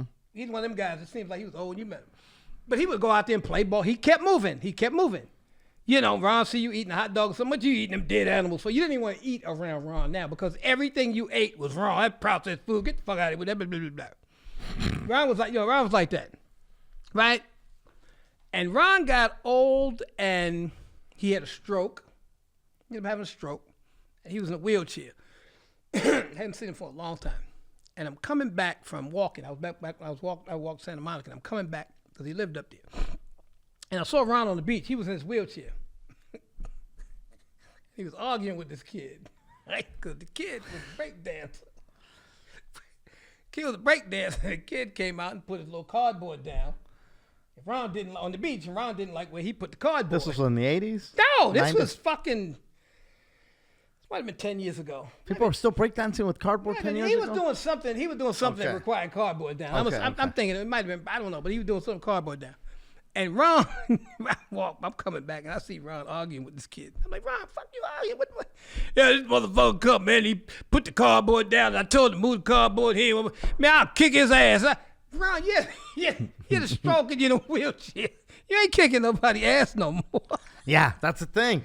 Yeah, but that's what I'm saying. Yeah, you get old and you're the guy now with the wolf tickets. You're the guy with the wolf tickets. Like, yo, man. Yeah, no. Like, I can't not having your faculties, not having your brain, not having any of that. No, I don't know that I'd want to get to that that's point. what I'm saying, man. Where is the cutoff? And I think as if you can still, wipe your ass and fucking eat and fucking, if you can feed yourself, clean yourself, and get around, I think you're good. Yeah. And know what's up. I think if you can do those things, that's good. Well, you know what, too, brother? You also got to start thinking. You know what? Think about driving. Oh, you're not going to have to think about driving. That's what I'm saying. I mean, what year where's the cutoff where, people go, because, you're going to be like, oh, fuck you, I can still drive. There's going to come a time. Whoa, no. But the cars are going to drive themselves. That's it. We don't have to worry about that shit. The cars are going to drive themselves. No, it's just like the Westerns. Like when people see Westerns, everybody got a horse. Right. But you got to realize back in them days, everybody have a horse. Like I said, you got to have the money to be in the future in the future. Right. It's going to be... They're going to be cars flying and driving by themselves, but there's still going to be motherfuckers that driving because they ain't got the money. Yeah, like, but it's just going to be because my niece, for instance, she's just took her test to get her driver's license, right? And she's learning in all these cars, right? And she got into an older car, and she said... Where's the reverse camera? Yeah. Okay. Yeah. Like, where's the reverse camera? Okay, now. Yeah. Now, if you don't have a reverse camera, you probably got an older car. Of course. Right? Yeah. Now, so that's the thing. Like, things like that are just taking over driving. Right. Right. And now you got people that just put the shit on drive and put the address. Right. And these Teslas are taking you where you need to go. Right. Yeah. And they're changing lanes. Yeah, but like I said, you know what? You got to have the money to have that Tesla. Because if you don't, you still got the Honda that you was driving last year. Right. Look, I'm gonna tell you a funny story, man. I did a show up in, I think it's called like Tualamarine or something like that, up north, right? And this was when Monica was flying with Jet Suite X. So she puts me on a private plane, right? And through Jet Suite X, they rent me a car, right? Now this was when I was driving the Saturn. Right? They rent me a Mercedes, right? So plane lands and the Mercedes is sitting right there on the tarmac waiting for me. And the girl is standing here right next to the Mercedes, right? And I get off and I walk over to the car and people are walking off the plane looking at me wondering who the fuck I am. Dude, I got in that fucking Mercedes and it was like I was on flying saucer. I didn't know what nothing was. Dude, the seat was all the way up. I didn't know how to put it back. I was driving off the airport like this. I couldn't adjust the seat. I didn't know how to do shit. I just had to get the car off the tarmac and around the corner so I could sit back and I'll figure out how to work this shit. I was like, if the cops pull me over, I'm going to jail. Oh, my God. I couldn't pronounce the name of the town Because the name of the town is like, it's like Tulamane or Tualamine or some shit like that. I can't do it. Tuolumne. Tuolumne. Yeah. They got a river that goes through there. Right. Yeah. That I did a hotel. I rafted on that goddamn river. I did a hotel at the show up. I showed the hotel up there. In Tuolumne? Yeah. Bro, it's in the woods. Dude, you know what? I did it, and I think Alfred was supposed to do it too. Later on, dude, I woke up in the morning to leave. The fucking car was covered in fucking ice because it was. But that was so funny because I'm like, yo, if the cops come, I'm going to jail because I don't know nothing about the car and I can't pronounce the name of the town I'm going to. Fucking. It's literally like, but that's the thing. Like when a kid gets into an old car, they're gonna look at it the same way you looked at the flying saucer. Yeah. You know, it's like because it's just so many fucking gadgets. But you know what? Though? Well, it's not that many gadgets. No, it's actually there was more gadgets. The thing that I was saying was, like, think about it.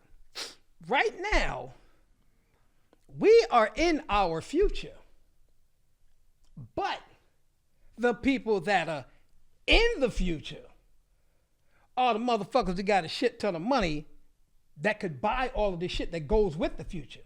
Like, there are motherfuckers that walk into their house and, you know, they say something and the wall moves and the TV screen comes on where you want it. You know, all of it, they got 2020, they got 2020 shit. Tony Stark shit. They got 2020 shit. Yeah. They're in the future. We ain't in the future. We're here.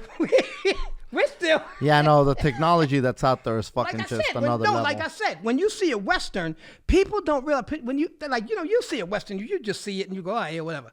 Yo, everybody stink. Everybody stink. You see people with horses, but there were a shit ton of people that didn't have horses. There were a shit ton of people that didn't have wagons. There was shit ton of people who, you know, hey, look, I'm going into town. Watch your brother. I'll be back in a month. You know what I'm saying? People don't think about that. Just like now. There are people out there that don't have fucking cars.